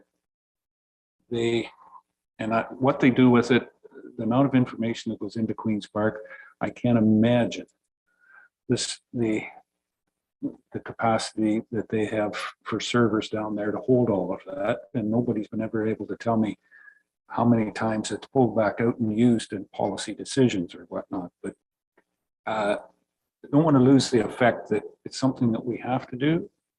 I think we've got a very strong understanding of where we're at and how we do it. But this long-term asset management stuff is, for my part, an exercise to help the province understand truly what, rural, and especially rural Ontario, the problems that we have and how much they should be on the hook for some of the funding of these issues as well too. But for anybody out there, it's not the we don't have a great understanding. I think it's some of our funding partners don't have an understanding of what it is, and that is going to help them more than it would be for us. So, To follow up on that, though, I do think it's really important to have this asset management plan in terms of, it might be, gives it more of a deep dive into looking at some of our facilities, like arenas, like when are we gonna have to replace the roof, and when are we gonna have to replace the generator, and so on. I think it's good to have that long-term, and I think in some cases, we're bringing expertise to look at some of these buildings so that we have a plan going forward that we're gonna have to spend how many millions of dollars to try to get them, maintain them, right? So I do think it's a valuable task, though I'm not sure what the province is really looking at behind the scenes, because I know with the development charges, there was some comment made that they want to look at our reserves to see whether we really need development charges. So that was a bit of a scary comment that the province has made. But anyways, I do think it's a valuable process for us to go through in terms of our plan. Thank you. okay. Anything further on the strategic plan here? Where we're at this point in time? So that information, sorry, Doug, go ahead. Well, that was anything further on the strategic plan? Yes, that, if you have something further, now's the time. Yeah, jump into it. Okay, just a couple quick comments on promote community. Number one, talks about tourism. Promote West Gray as a tourism destination with West Gray branding. I think that's where the recreation master plan could fit in, right? We talked about that. Under number two, it talks about increasing communication efforts to tell West Gray stories. I still think there's a fair number of people out there that really like to read the paper or read a paper of some sorts. And it's unfortunate. The county used to do stories from around the county of people that were successful, particular businesses and whatnot, right, to share. I thought that was an excellent thing. We used to have the magazine that came out of Mount Forest, can't remember the name, but now that was basically West Gray. It was all news about West Gray, right? It wasn't a paper, but it was like a monthly document, right? Visible? No, not visible. Prospect. Spotlight, yeah. So we missed that. And I think, you know, the only avenue we really have is the Post right now, or visible, as you mentioned. Some of the southern part of our municipality rely on that one, but I do think that we can do a better job of getting more information out there. I know the Post tends to be a little bit Brockton, Hanover focus, though I think we could use it more just because that's all people have, unless they're using the own sound sometimes, which I don't see as being as big as it used to be. So I do think we really need to get back to doing something on paper, even though, because we have a lot of people that just don't do social media, you know, don't do the electronic thing. And then my final comment, oh, maybe that was my final comment. Oh, and I mentioned about the calendar community fence number 3. So we already mentioned that, but hopefully we can get something maybe on the website that's more user friendly. That's it. Sorry. Thank you. Very good. Anything else? Joyce? Councillor New? This isn't itemized on any of these, but we had in advance provide what could be done by the end of 2024. All our thoughts on something relevant. And I don't see that here anywhere that, like, for instance, mine was on posting better signage of West Gray coming in and our urban centers and so on and so forth. So that's just one element, but I don't see that itemized here anywhere that we could focus on the end of 2024, then maybe have something for 2025, something small, but yet something that is visible to the residents of West Gray. Thank you. Now, through you, Mayor Eccles, Councillor Nguyen, you're correct. We did have that conversation. Some of those action items didn't make the list because they were so specific that they could actually fall under some of these priority areas. So I've saved those. So when staff take these three priorities, we can sort of file those in under where they might fit as things we could do. And then there would be a timeline associated with that. But the day was quite interesting because we talked high level and then we got really detailed. So what has been provided back to me are the high level priorities. And then I have the backup conversations to see where they fit in. So more work to come, but as long as we can get agreement on where we're going, then I have some direction. Okay. Anything else?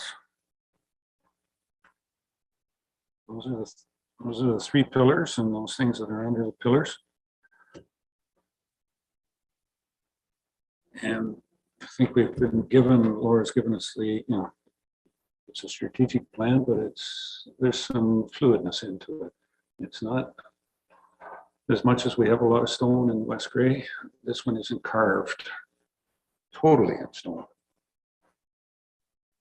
Maybe down in Normandy where there's a bit of sandstone, it's easier to fluid. Yeah, a little bit.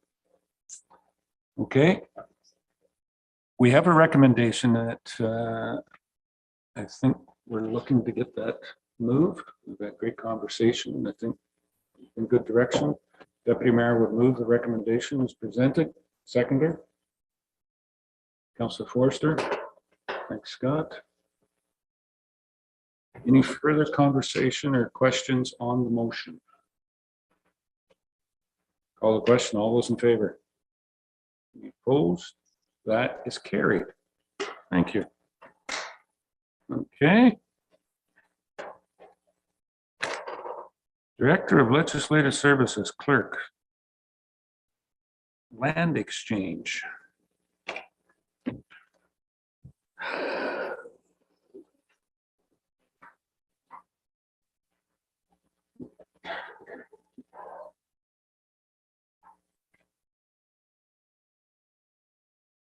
I am going to declare. I can't do it.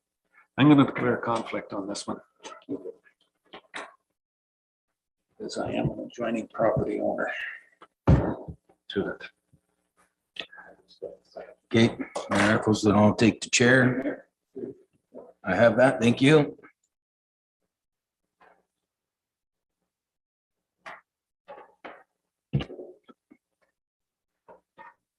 Okay, Mayor Eccles has declared an interest in item 11.2.1.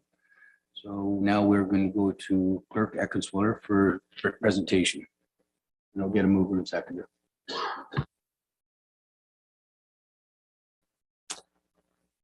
Thank you, Deputy Mayor Hutchinson. The municipality of West Gray has had a long-standing land use conflict with the property located at 501818 concession 10 in the geographic township of Bentic. Specifically, the recreational use on block 60 of Plan 1097. The subject lands are presently owned by the Canadian Lemcos Association, CLA, and used by the CLA's members for camping and holiday gatherings throughout the year, with some events drawing as many as 150 people, which has created land use conflicts with permanent residents. In 1994, the CLA sold a portion of their lands, approximately 2.5 acres in size, to the former township of Bentic for the purposes of road widening. Ultimately, the lands sold to Bentic were not required for road widening purposes, but were legally transferred to the municipality and remain under municipal ownership. In May 2023, the CLA delegated council requesting that these lands be transferred back to the CLA as they were not used as intended. As per bylaw 23-2008, West Gray's land disposition bylaw, West Gray does not have the legal authority to simply return the lands to the CLA.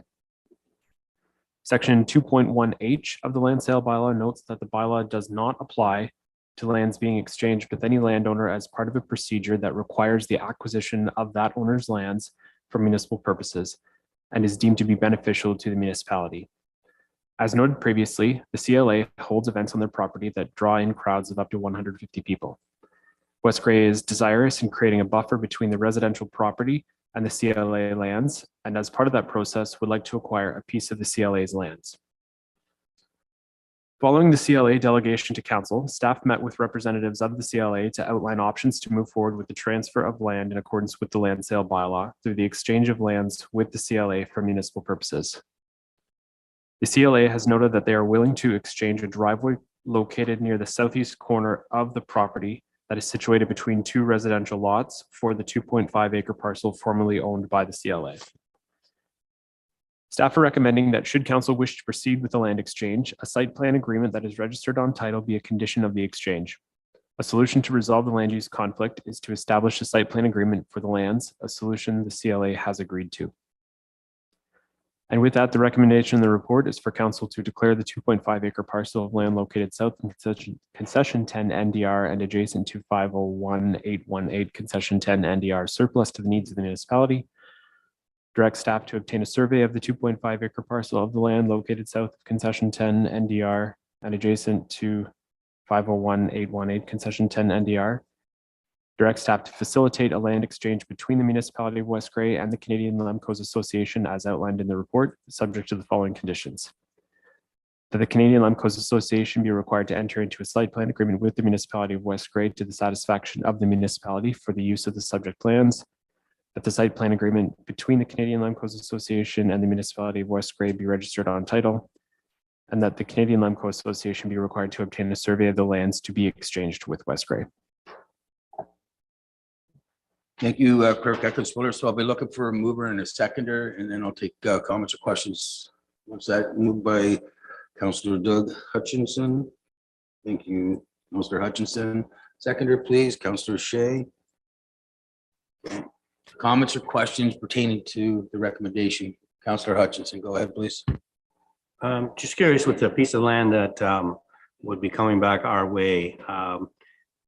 Is it large enough to be a building lot? It doesn't look like. It looks like it would be just a piece of property that's between a couple of present lots and that potentially could be sold off to the adjoining property owners. Is that the understanding? Through Deputy Mayor to Councillor Hutchinson, yes, that is correct. Anything further? Councillor Hutchinson, no?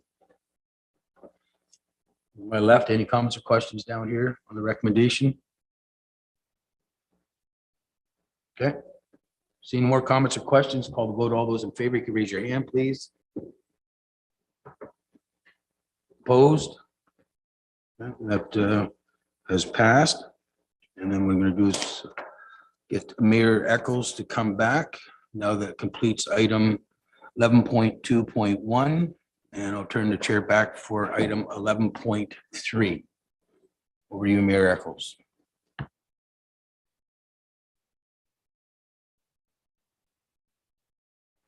Thank you, Deputy Mayor. That. And we're down now to 11.3. Manager Public Works. Morning, Jeff. Thanks for joining us. We have a connecting link winter maintenance annual report that we have. An agreement we enter into. And Jeff, the floor is yours. I think there's a whole lot of explanation needed, but anything further than your report? Good morning. No, there isn't a whole lot to add to it. This is a normal routine agreement that the municipality has entered into for quite some time. The relationship has worked well and it has ensured that we've met our legal requirements under the minimum maintenance standards.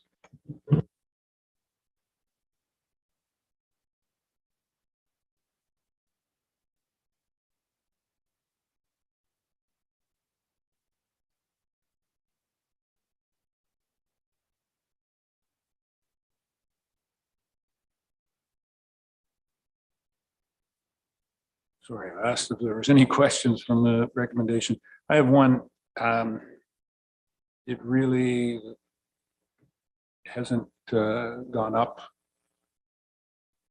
The percentage of increase was very acceptable.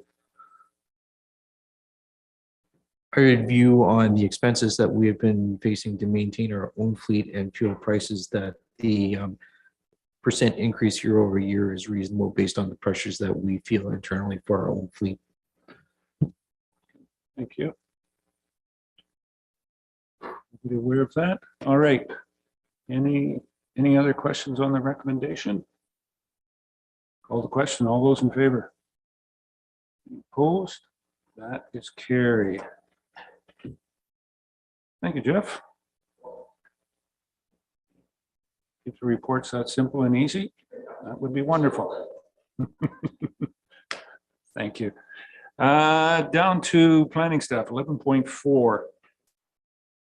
11.4.1. Let's see, recommendation from planning to move forward with this.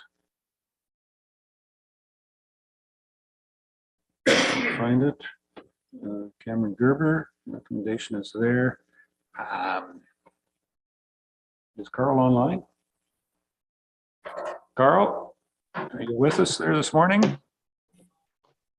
Yes, I am. Thank you, Your Worship. Can you hear me? Can hear you very well. Great. Any Thank further you. comments? Go ahead.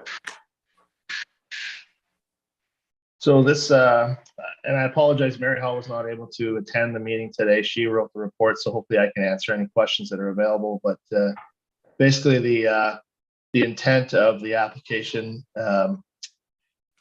is for,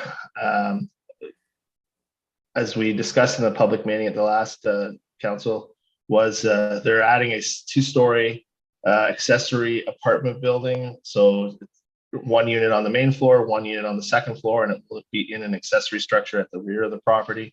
They do have to amend some front yard setbacks for the existing structure and amend the rear yard setback for the existing structure that will be converted into 2 units.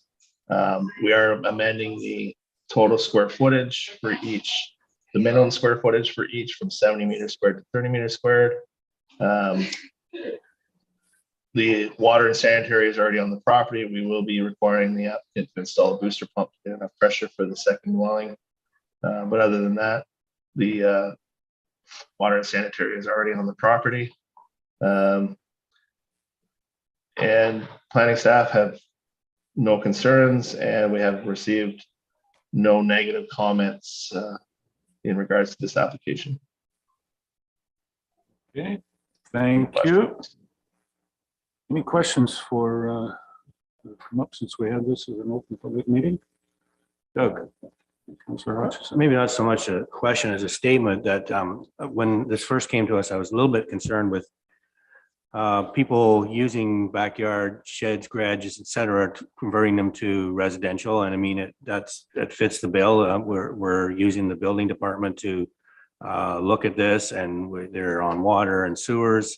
I think that's great, but I think we need to be careful and make sure that the general public out there knows that you can't just make a shed in your backyard into a residential building without going through the process. And I know there are some out there that potentially have people living in sheds in their backyard and they're not legal. So just want to make sure that the public knows that there is a process, that they have to, the building has to fit the building code. They should be on water and sewers if possible, municipal if possible, but definitely water and sewers. Yeah, that's my concern, that yes, we want to create housing, but we want to do it in the right manner. Thank you. Thank you. Councillor Hutchison. Anything further? Any other questions for Carl who's online? On this one? Seeing none, I would look for a mover and a seconder of the recommendation as presented. Moved by Councillor Forrester, seconded by Councillor Townsend. Any further questions on the recommendation? Seeing none, I'll call the question. All those in favor? Opposed? That's carried. Okay. Second one that we have here this morning, Carl, is through all of the documentation, and where is that one? 103, there we are. Thank you, Scott. This one is another recommendation brought forward from planning. Public meeting the other day, zoning amendment for 207977 Ontario Inc. believe this one's for the Main Street of Durham. Any further comments on this one, Carl? Yes, and thank you. Thank you through your worship. This application is for a 132 Garifraxa Street North is in the main, on the main street in Durham. Former building there burnt down in 2008. They're proposing to rebuild that building with 6 residential apartments on the 2nd floor. Unfortunately, with the construction of the building and the location and design of the lot, there is no availability for parking on that property. So the applicant has requested that they, through the zoning bylaw amendment, they can reduce the required parking spaces from 6 to 0. Municipal staff have had discussions on this property and the request to reduce parking, and have determined that there is adequate parking in adjacent municipal parking lots that could be used for residents of these apartment buildings. And we provided a map as well there for to show the adjacent parking lots, as well as there would be a municipal parking lot just to the rear of the existing structure that is available on a first come first served basis. And if anybody has any questions, I'd be happy to answer. Thank you, Carl, for that. Any questions? Councillor Noon, Joyce? Thank you.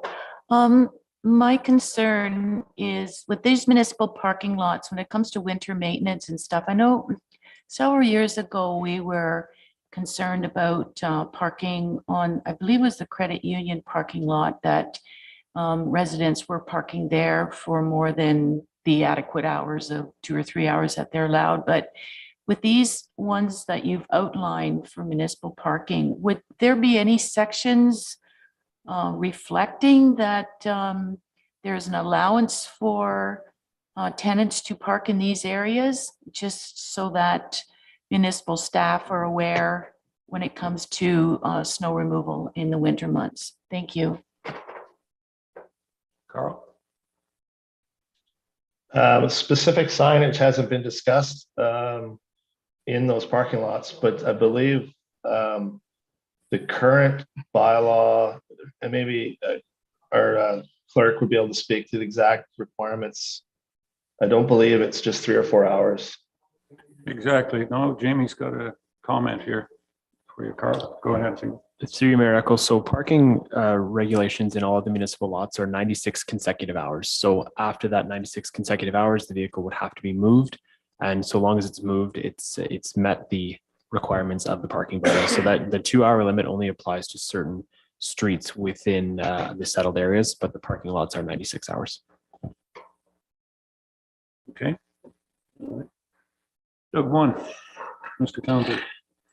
Just as a follow-up to Councillor Noon's comment, I'm wondering if we should look at, or if there's any merit in looking at a system for residents that are in this case where they have, they have no other parking, they're going to park in the municipal lots, almost like a window sticker, like an employee at BNPD or something. So that way, those vehicles are registered. The municipal staff know that there's somebody that is forced to park in there due to the fact that because of the parking arrangements at their building, so they know who to contact to get it moved or whatever should need be. Just wondering if there's any merit in a system, something like that, or just adding more paperwork.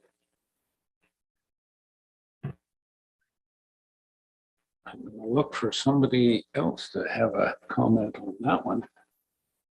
Staffing, Carl? Yes, and through your worship, it was discussed, some type of permitting process was discussed. Ultimately, it would be an admin process that would, eventually we'd want to attach some type of fee to that application for a permit. So it's a question of whether we want to start charging for parking in our municipal parking lots, even if it's specific to just residents, and then do we offer it to all residents in town or just to this specific building? It's just a little bit more of a discussion that, really needs to take place if we're going to go for a parking, and it would not just be specific, I guess, necessarily to the municipal parking lots, would be downtown, and whether we want to charge, how we want to, charge for parking. Is it a yearly fee, a monthly fee? So it's a fairly high discussion that really we didn't want to have, slow this application down. It's probably a discussion that needs to be had in the future, but at this time, it wasn't a discussion that we wanted to have prior to approving this application. Further? Doug? Thank you. Just as a follow-up to that, I'm not looking for anything parking fee wise or anything like that. I'm simply suggesting that if this has a 6-unit apartment, that the landlord's basically given 6 stickers that would allow those 6 residents each to have 1 vehicle or whatever parked in a municipal lot. Therefore, it makes it easier for municipal staff to designate what those vehicles are, as opposed to somebody that has a residential home in Durham but chooses that has a clunker they don't want in their driveway and park it in the municipal lot and leave it there for months on end, as we've experienced with the when we were getting ready for the market and everything like that. There was vehicles parked in the municipal parking lot that were simply for other residents in town for their overflow parking. So this is just to give municipal staff a heads up as far, and the West Grey Police Service a heads up as to those vehicles are maybe a little more authorized to be in there. I'm not looking for any type of parking charge. I think we can take that under consideration as we move forward with some of the site plan stuff on this application. Doug, too? Councillor Hutchison. Yeah, I do have a concern with not having parking space for this building, though, given there are other rental units above stores downtown in Durham that I'm not sure where some of them park unless there's space behind the building. So, I mean, maybe it's not a new issue, but my concern is, and my comment is about the area behind this building. We know that there's an easement there. We know that there's some municipal parking. I wouldn't mind if staff would look at that and just see what is being used in there. I know right now we have a driving shed. We have a building in there, which we tried to have removed at one time, but Public Works told us, no, can't remove it because it's used for storage. And I don't know what they store in there, but we have some other buildings around for storage. But, if we remove that building, you would have 2 more parking spaces. There's also a couple trailers in there, which are utility trailers look like. Are they taking up parking spaces? Do they belong to tenants? Are they parking on municipal parking, or are they on private parking? So I wouldn't mind if staff had a chance to take a look at this and really get a better handle on what is being used back there, what is available, and can we create some more spaces? Ideally, people that are going to rent, maybe 6 of them won't have a car, but maybe some will. And so if we can squeeze them in the back there, that would solve this problem. Anyways, just thought I'd throw that out there. Maybe staff want to have a better look at it, and maybe we can do something to create some space there. Thanks. Okay, good comment. Anything further? Motion. There's a recommendation there that the report and to authorize the zoning bylaw to be amended. I have a mover and a seconder for that recommendation. Moved by Councillor Noon, seconded by Deputy Mayor Hutchison. Any further questions on the motion? Call the question. All those in favor? Any opposed? That is carried. All right. That's it for planning. Thank you very much for joining us today, Carl. Questions? We're down to 12 on the agenda. Questions in accordance with procedural bylaw request, updates, clarifications, any questions this morning?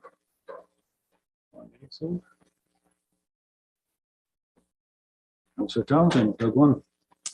Just a quick question, and I know it came up earlier a bit in the strategic planning about the land we have for the police building that's been set aside for that. Just looking for an update as to where we are with that process. It's been a while since we approved going forward with our own West Gray Police, and I'd like to know how we're moving along with that process. And also given the fact that we have the county now looking for a place to house an ambulance building. And should we look at moving all our emergency services there and putting in a fire station also in that location, freeing up that whole block downtown then? Just kind of an update. I think that question was asked a couple of weeks ago, and there was a report to be coming back to us in October. So we'll have that update. Correct, Laura? Yep. Okay. Good. Moving forward with it. Anything else? Questions? Seeing none, we'll move on to bylaws then. Ready for those, Jamie? Bylaw 13.1 is a bylaw 2023-108, the confirming of the procedures. I will move her in a seconder. Moved by Councillor Shea, seconded by Deputy Mayor Hutchison. Confirming bylaw. Any questions on that? All those in favor? Any opposed? That's carried. I see that we've only got 2 more bylaws to go. Wow, Jamie, you're getting very efficient. Bylaw number 2023-109. Granite Ventures. It's been recommended by the Planning Committee or Committee of Adjustment, and as my council here just shortly ago. I have a mover and a seconder for that bylaw. Councillor Forrester and Councillor Shea. Bylaw number 2023-109. Any questions on this? Call the question. All those in favor? Any opposed? That's carried. Bylaw 2023-110. Con. Do I have a mover and a seconder for this? Moved by Councillor Noon, seconded by Councillor Hutchison. Any questions or comments on the motion? Call the question. All those in favor? Opposed? That is carried. New business. Business. Seeing none. Announcements. Anybody have any announcements that you recovered or you are slowly in recovery, Councillor Forrester, from the fall fair in Newstead over the weekend? I'd like to thank Councillor Noon for assisting us at the fair on the weekend, getting back to her family roots of volunteering.